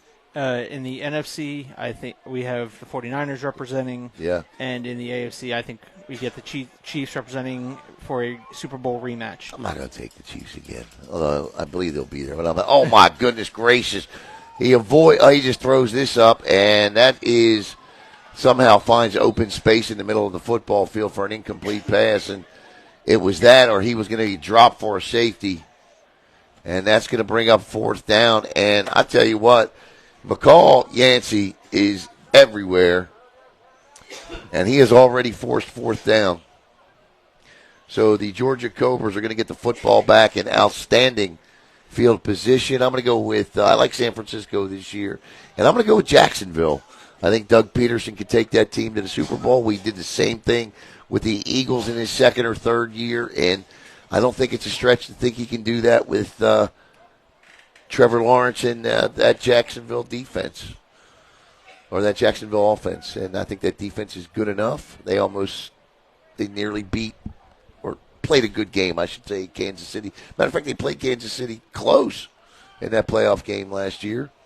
Granted, Mahomes was hurt and limping and hobbled, but I still think they played him well. Fourth down and 14 here. Here comes the punt, and this ball will be fielded inside of Cobra territory. Oh, that ball takes, they're going to pick it up. That is going to be a net punt. Are you ready for this? 8 yards. That ball took a Georgia Cobra bounce, to say the least, and the Cobras will take over first and 10 on their 15-yard line after a punt of 10 net yards.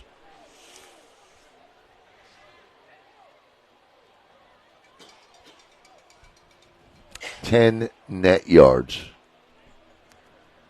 But listen, the fact that he got it off at all was a miracle, because I thought it was getting blocked. 1:03 to play in the third.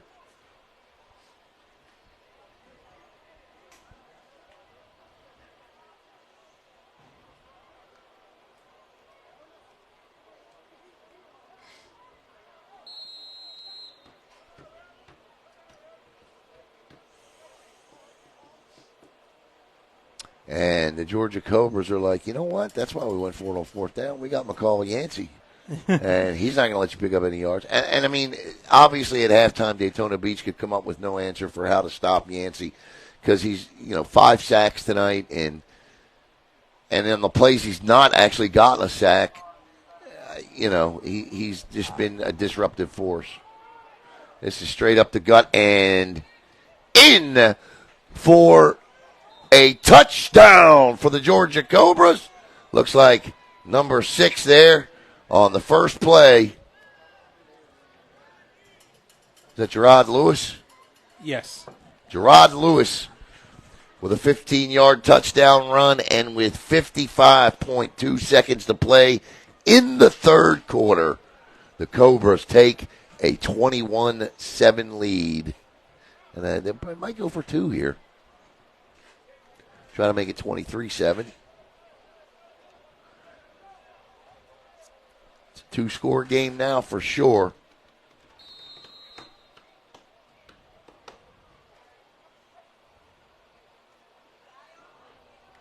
Michael Torres says, what did I say? Run the football.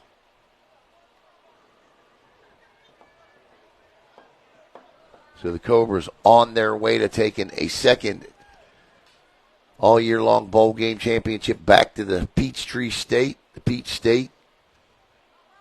Throws, nice, 2 points. Good pitch and catch, 50.6 seconds to play in the third, 23-7. I'm going to turn it over now to my good friend Caleb Brown, who will take you home the rest of the way.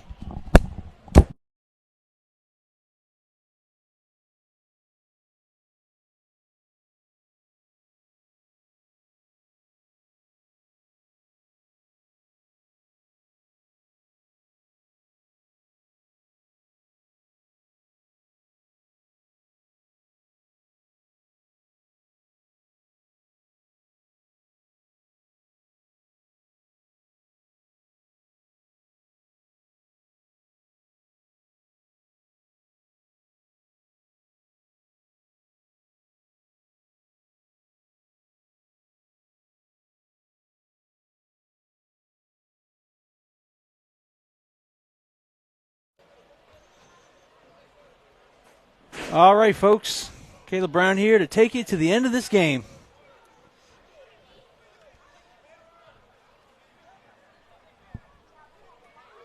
And that pin score is no longer correct. I will change that in a moment. In between quarters. Be my best time to change it. 23-7. Georgia Cobras.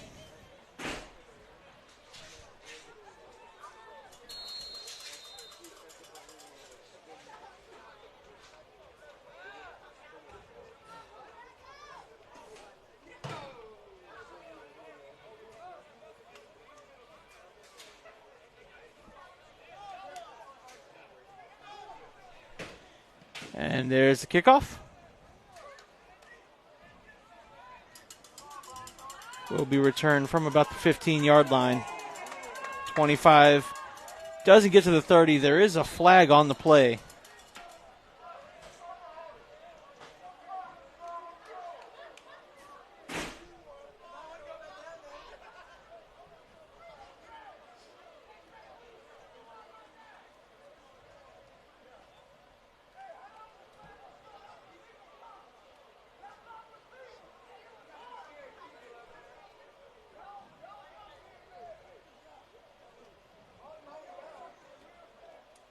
And that's going to be a block, legal block in the back on the Broncos.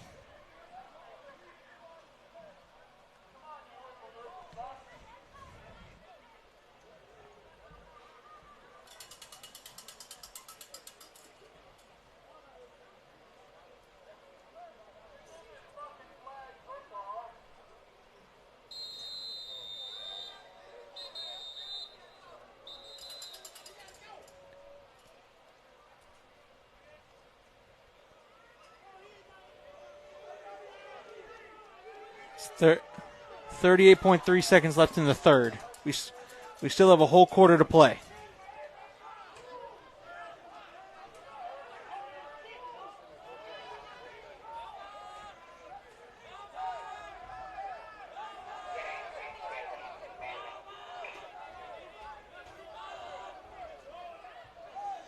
And I think somebody's been kicked off the field.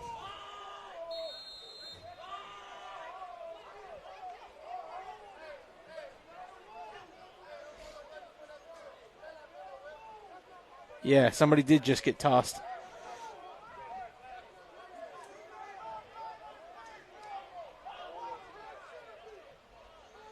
So the Broncos look to take over 1st and 10 from about the 22 or 23 yard line. Takes a snap. Fires over the middle and nearly intercepted.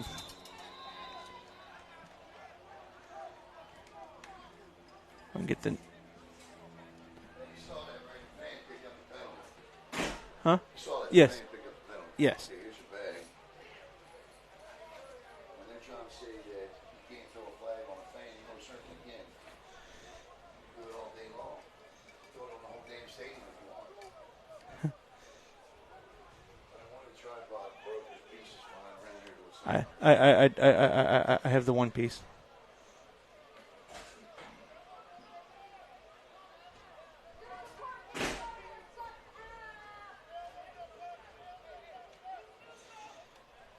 For Daytona, the quarterback is number 10, Austin Freeze.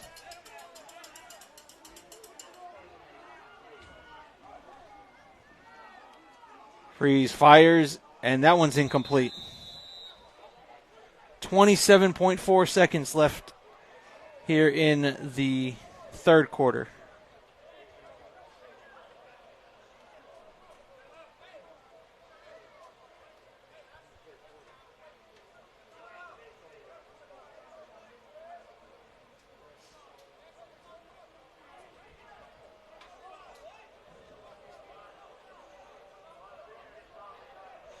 I mean, yeah.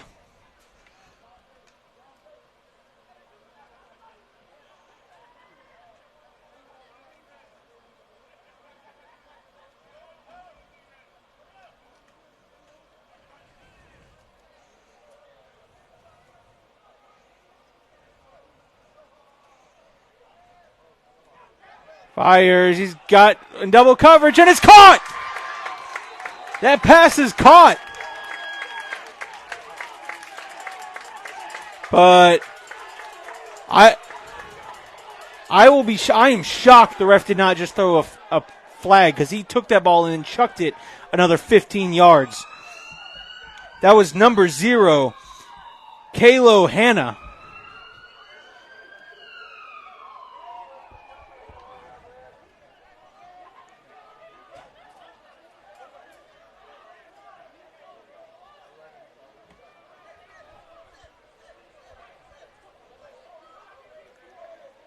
And there's a down Bronco.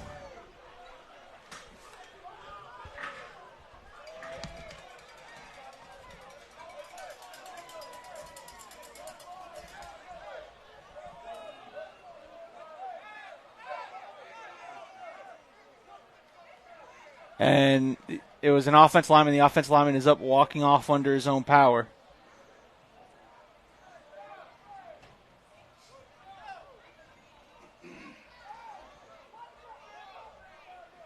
But wait, so wait, why is everyone coming back? Did he not complete the catch? Or did he, or was there a holding? The referees are discussing.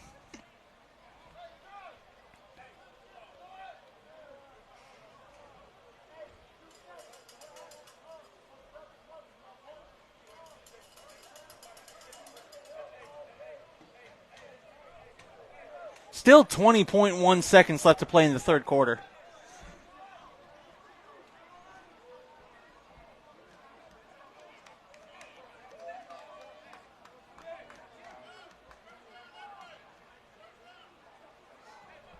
All right, so we're still talking with Cobra players. And the Cobra defense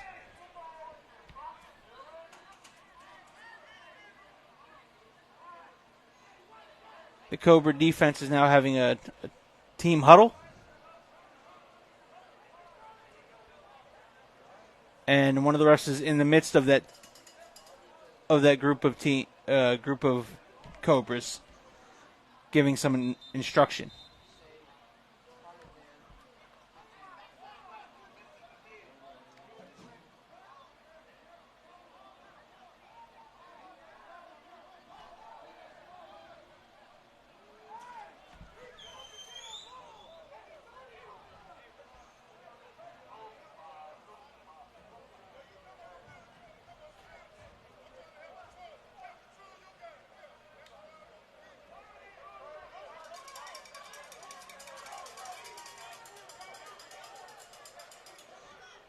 Yeah, I think the referees are trying to calm down the chippiness, because it's getting real chippy down there.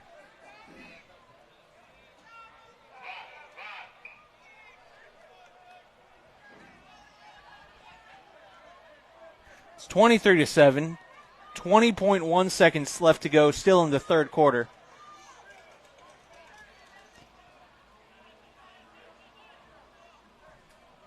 And actually, now that actually looks like Juan Torres now coming back out at quarterback. That snap goes over his head. Tries to throw it, and just wisely.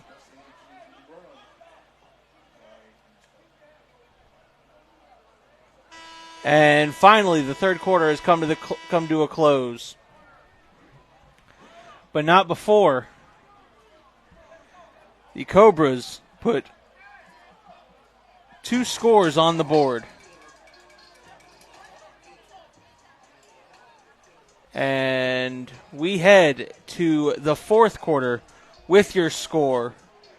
Georgia Cobras 23, the Daytona Beach Broncos 7. One more quarter left to play here on the Brevard Sports Network.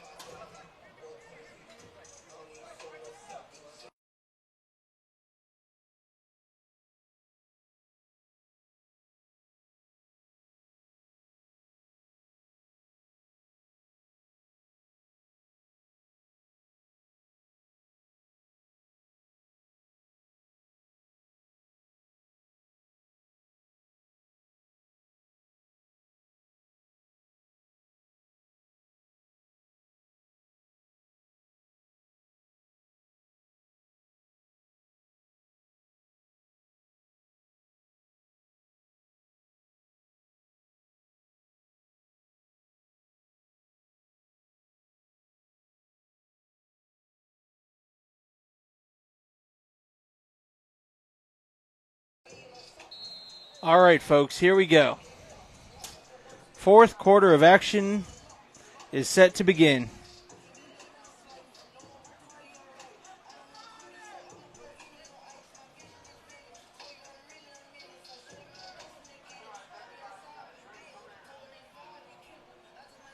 Yeah, I don't know how that wasn't grounding.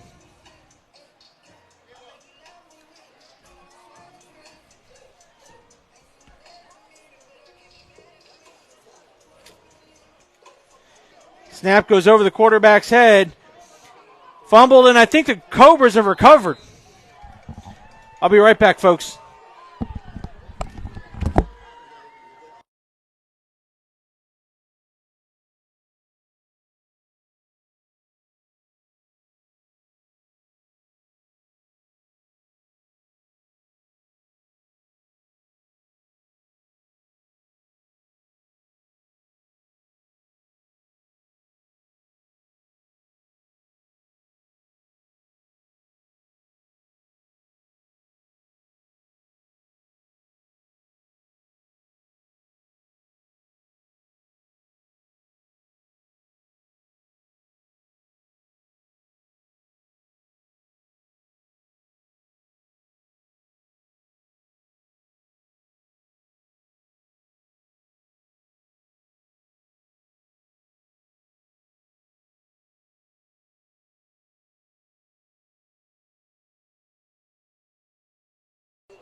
All right, folks, sorry. Had to take care of a quick something. But the Cobras have the ball. Hand off. In the back, he is slaying right through the defense.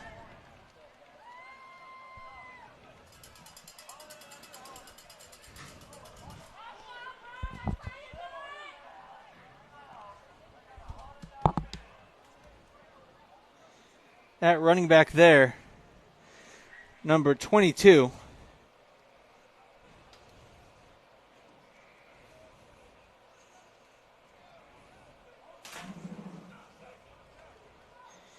is Cooksey.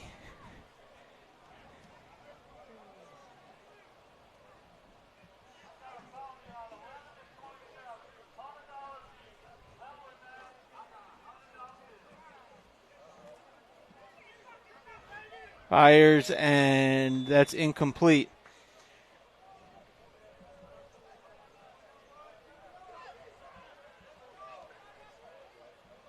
And the Daytona fans are anxious. This is not something they're used to, I'll say that. Daytona Beach came in back-to-back champions in the FCFL, Florida Championship Football League. Cobras representing the EAFL.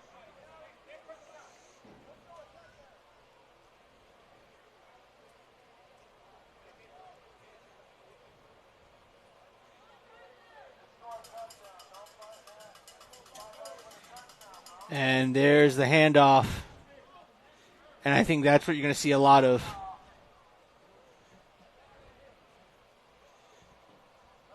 That was Cooksey again, battling his way for a couple of yards. And it's 3rd and 6.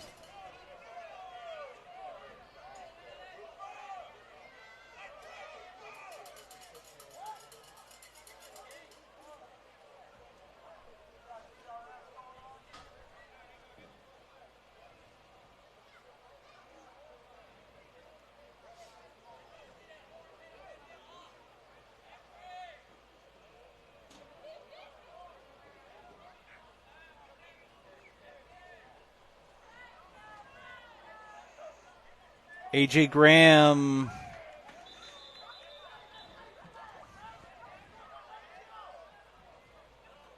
went to snap the ball, and the receiver jumped early, so that's going to be a 5-yard false start.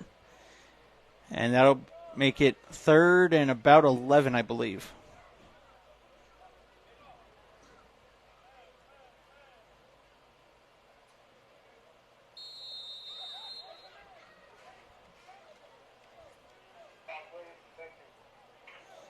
3rd and 12.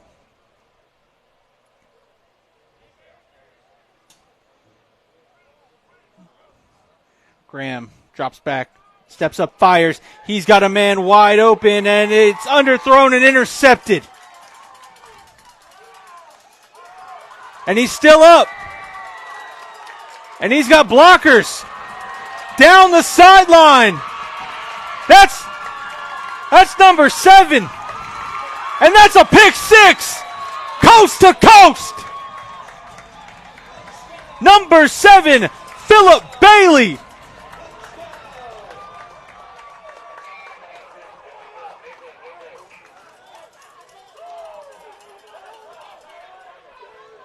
And it's now a 10-point game with 12:24 left to go.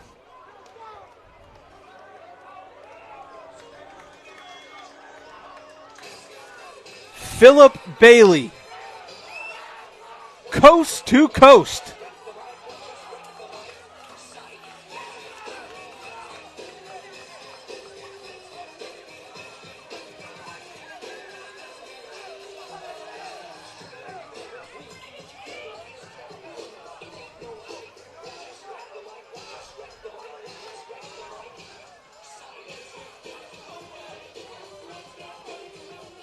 And now they're back dancing on that Cobra or on that Broncos sideline. You can feel the energy just come back. Again, currently it's a 10-point game, 23-13 pending this extra point or 2-point conversion. Gotta get this here. Every point is crucial. Number 8. It's Clark. Clark fires. And it's caught! I don't know how that one was caught, but it was.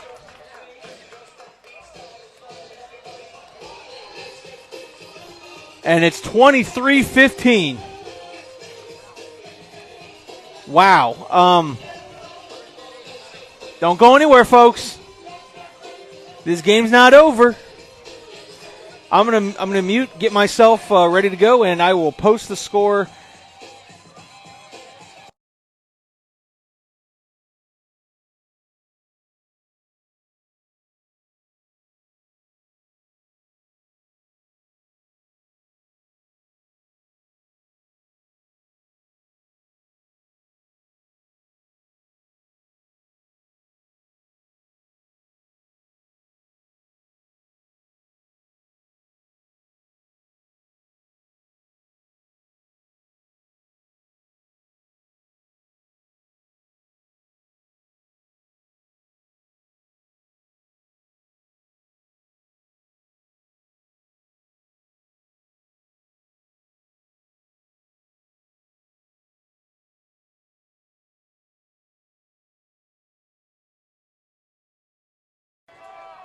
All right.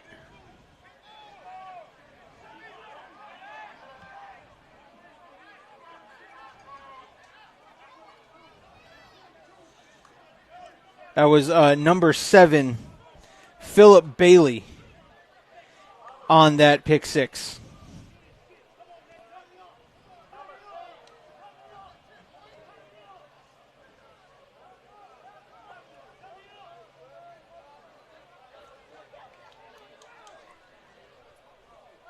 And again, it's almost as if like energy has been breathed back into this Bronco team now. Now, can they do something on defense again? Can they get another stop?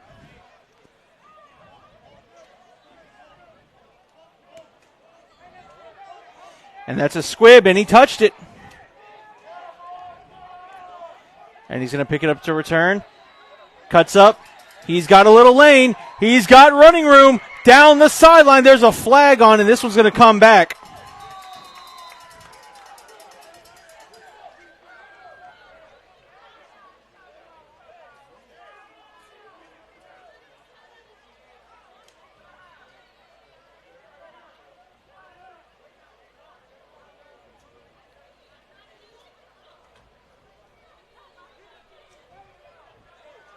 So this return would have been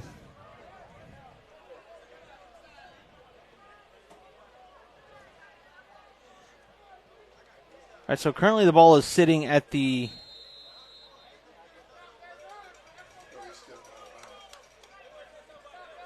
Oh, he stepped out. Okay. Sorry, I thought I saw a flag back here. All right. Stepped out of bounds at about the 42-yard line. Or the 37-yard line. And the Cobra's going to hand it off. There's number 6, who gets dropped in the backfield there by number 16, Darius Campbell, in on the tackle. And he'll lose about 2 yards on the play. It's now 2nd and 12. And again, just like that, the Broncos feel their swagger coming back. They now feel like they have confidence. Their defense has put a score on the board to help out the offense. And I feel like that's what it's going to take. It's going to take more of that.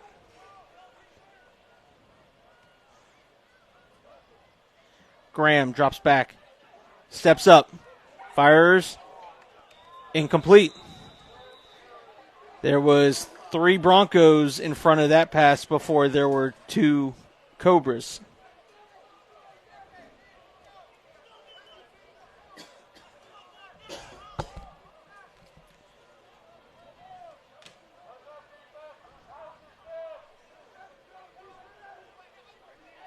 (23-15) with 11:11 left to go in the game.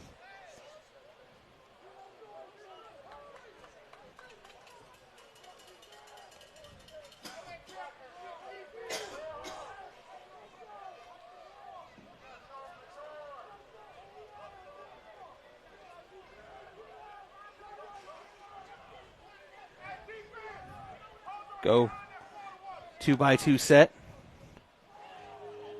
Graham looking. Graham's going to be swallowed up, and he will be sacked.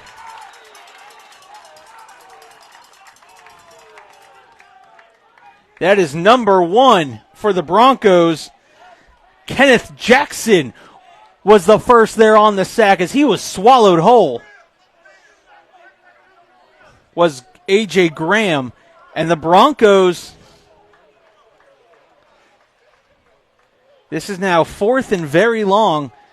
We're going to see the Cobras. I think we're going to see the Cobras punt here. It's obvious punting. 4th and almost 20.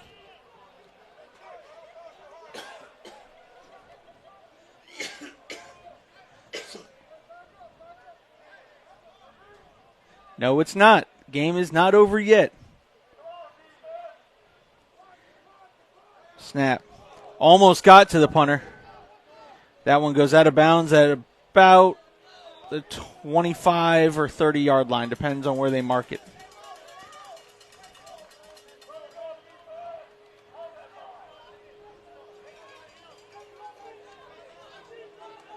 They're going to mark it out at about the 31. Nope, not 31. Try 26. 26 or 27. It's the other way, Caleb.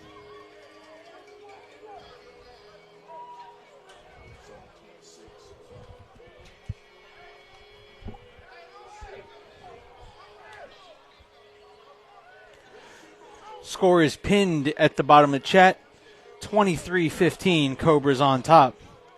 But the Broncos feel like they have momentum on their side. But thing is, offensively, do they have an answer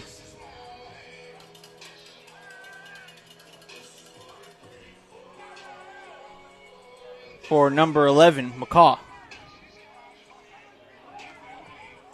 And take a shot. He's got a wide open man. Number 0 comes back and cannot make the catch.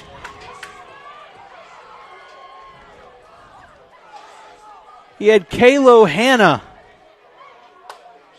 wide open. The ball was heavily underthrown. Hanna came back and he juggled it. And when he juggled it, he couldn't make the catch.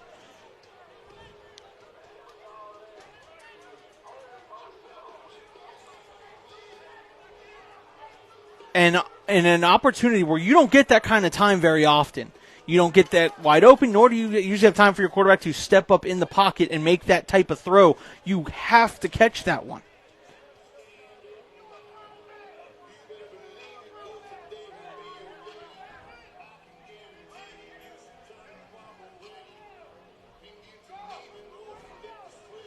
And he's now being rushed there by McCaw.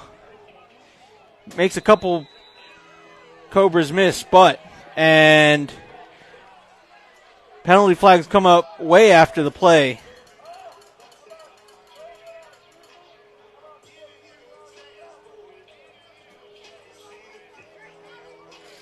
So we're going to decipher all these penalties. Yeah, there was two flags thrown.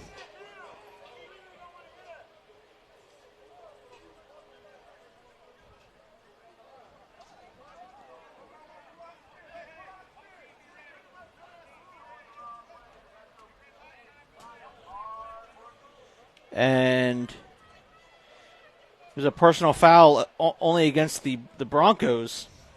So that'll back them up 15 yards. And now it's third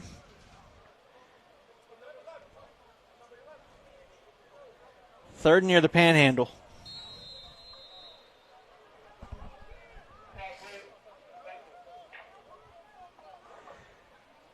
9:23 left to go in the game.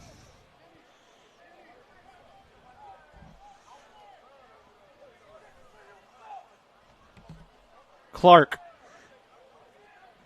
trying to make something happen. And Clark is wrapped up and sacked. And that's going to be 15 yards. That's going to be 15 yards on the Broncos or on the Cobras. And the Broncos didn't take too kindly to their quarterback being German suplexed.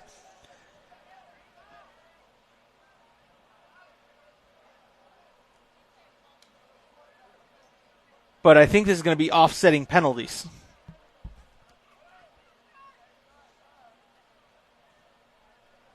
Because the quarterback got suplexed, but there was also a 15-yard penalty, I believe, levied also to the Broncos because they started shoving, watching the quarterback get slammed. So it'll be real interesting to see how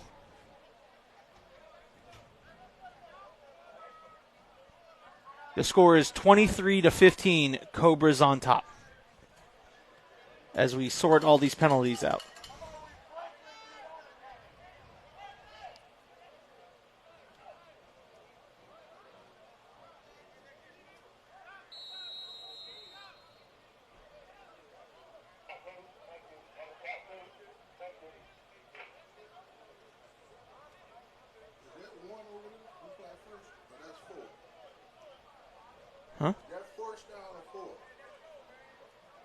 That says first down.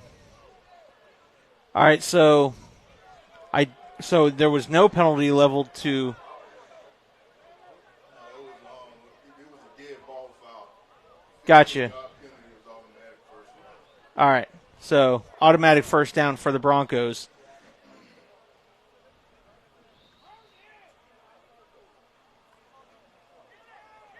Clark hands off, and running back's just going to plow through and try to pick up a couple of yards.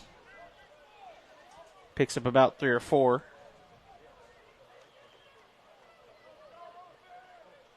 Couldn't get the number there. He ran into a pile of bodies.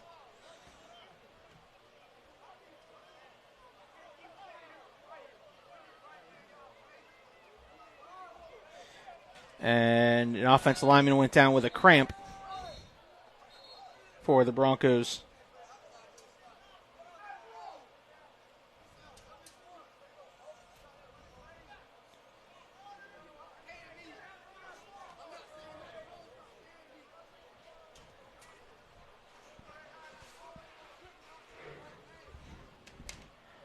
No, I did not see I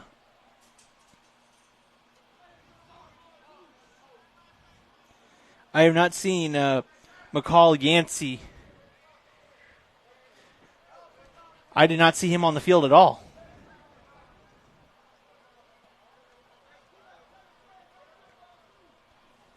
We have no clue what happened. As a lineman for the Broncos getting stretched out and being helped back up to his feet.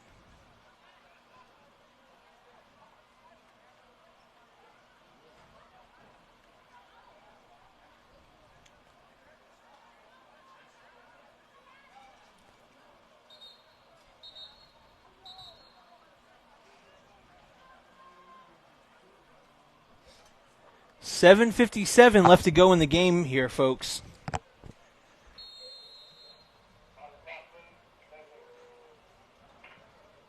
So now the clock is winding. On the Broncos, I would like a score here quick.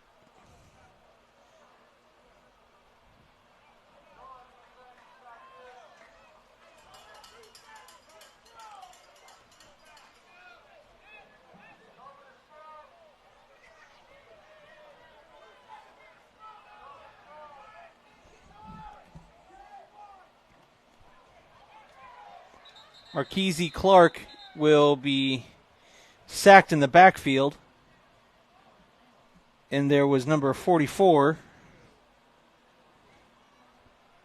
Nope, not 44.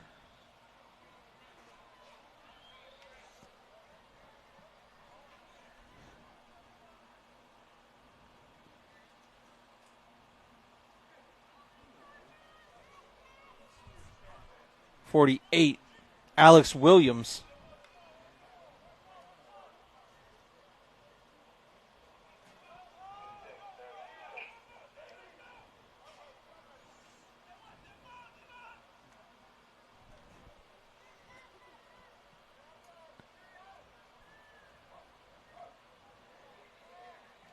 Clark fires, and he'll fire incomplete. He overthrew his receiver into a middle of four Cobras there.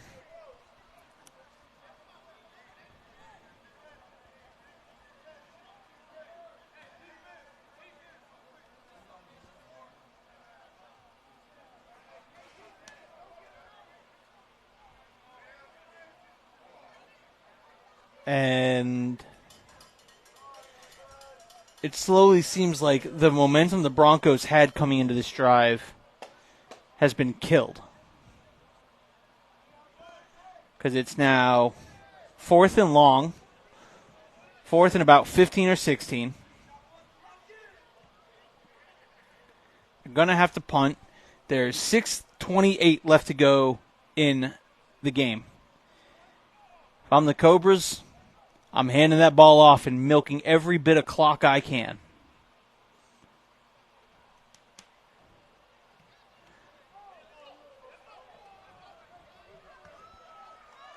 And there's a return.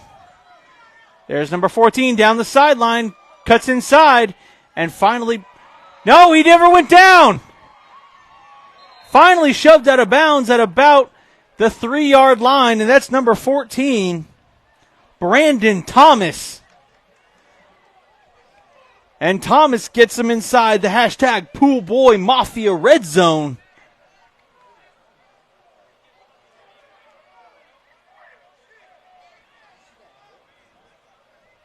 Nope, there was no flag for running into the kicker or...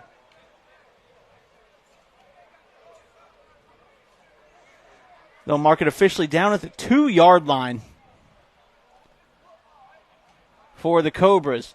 Now remember, the Cobras had 6 inches to go and couldn't put the ball in the end zone off after a pretty terrible call.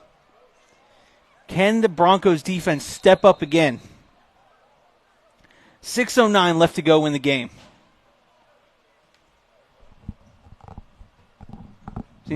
I've seen some pretty crazy things happen at the goal line, including a game featuring Allen's Ravens and the Pittsburgh Steelers. Crazy things can happen at that goal line.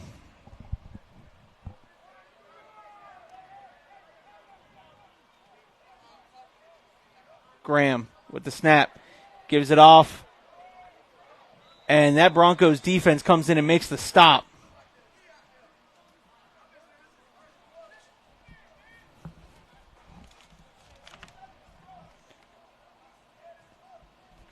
Didn't see who made that tackle.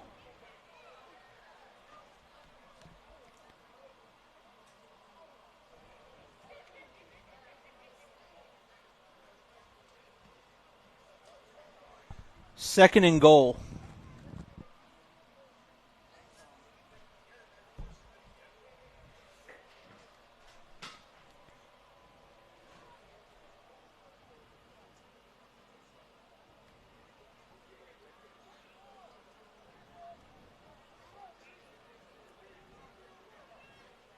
Graham's going to toss. That toss there is to number 8.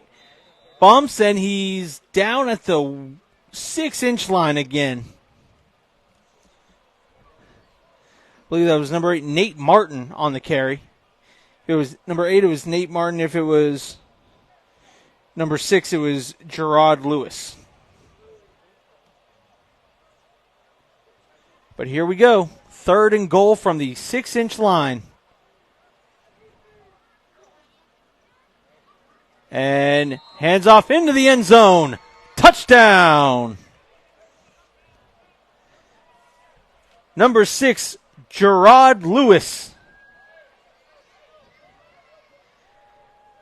And the score is now 29-15. With 4:36 left to go in the game.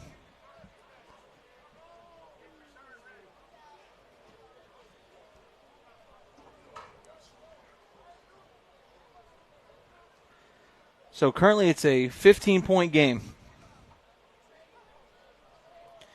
2-point conversion, shot to the end zone. It's caught. It's now a 17-point game, and flags have been thrown.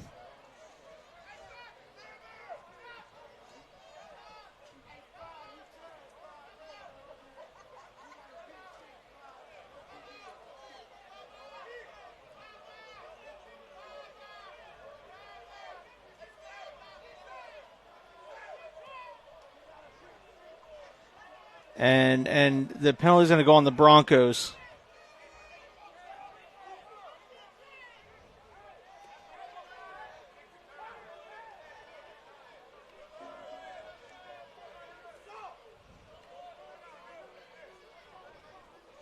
So it's 31-15. Cobras on top.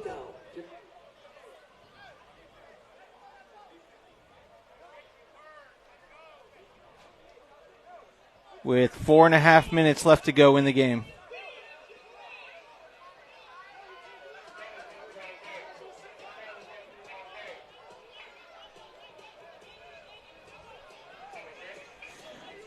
And I feel like that just might have been the kill shot.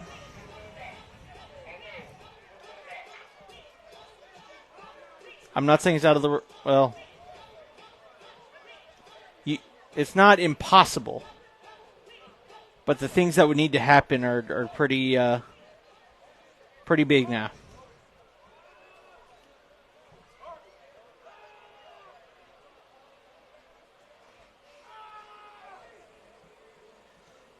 Just like we have for every other game, at the end we're going to stay live for the presentation of the trophies and the ceremony and the MVPs.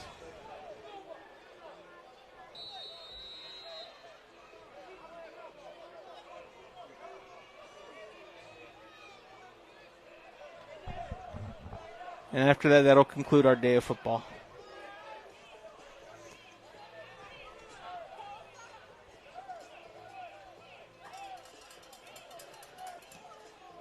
There's the kick.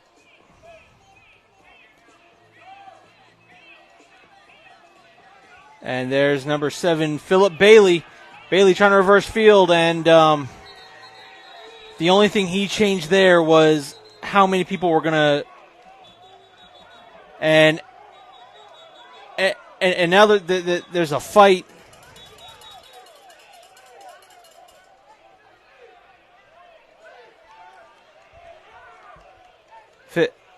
Philip Bailey didn't like how he was tackled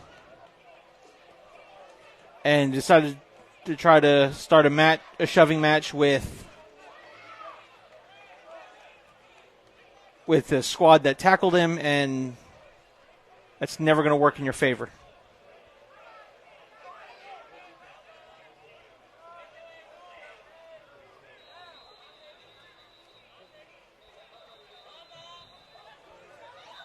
And there's already been flags thrown.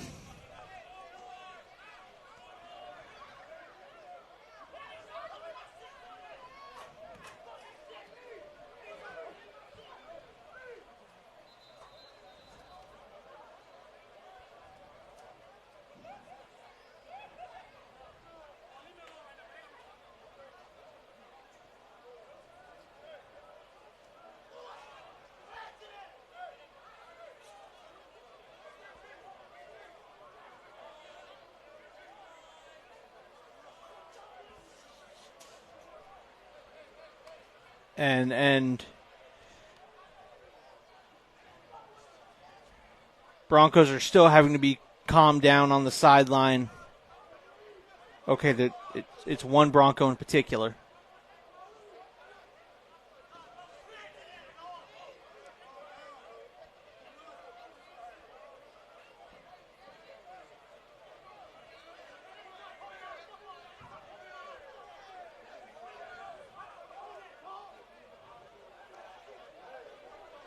And there's still there's a bunch of personnel on the field, and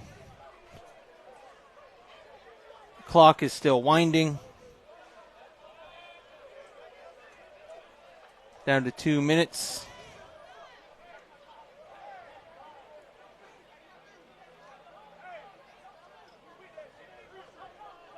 Yeah. I mean, at this point,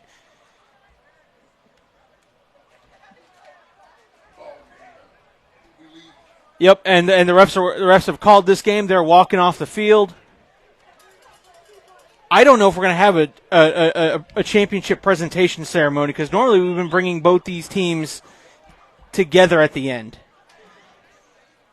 So it'll be really interesting to see what they decide to do here.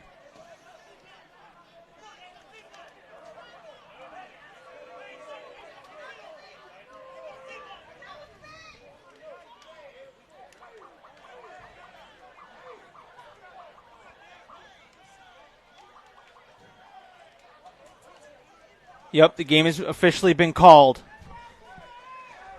31-15 is your final score. Cobras over the Broncos.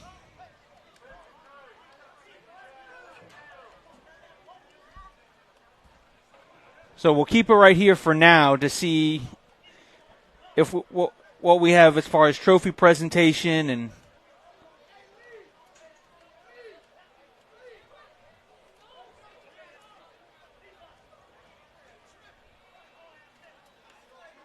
(31-15), Georgia Cobras on top.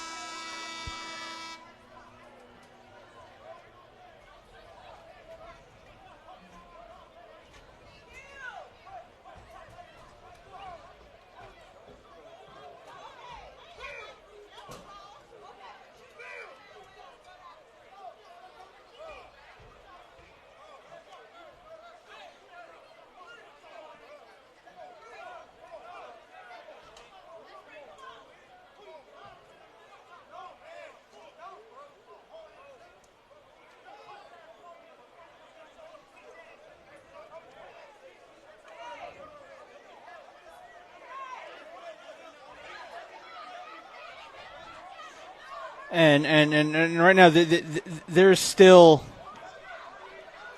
things happening on this field.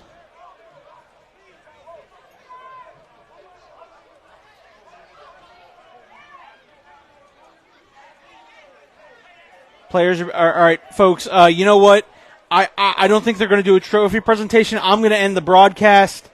We're not here to promote any after-game violence. The final score of the game is the Georgia Cobras 31, the Daytona Beach Broncos 15. This has been a presentation of semi-pro football here on the Brevard Sports Network. For Alan Slaughter-Zinski, and I'm Caleb Brown. Have a great night, everybody. And let's try to finish out this weekend as a sports weekend.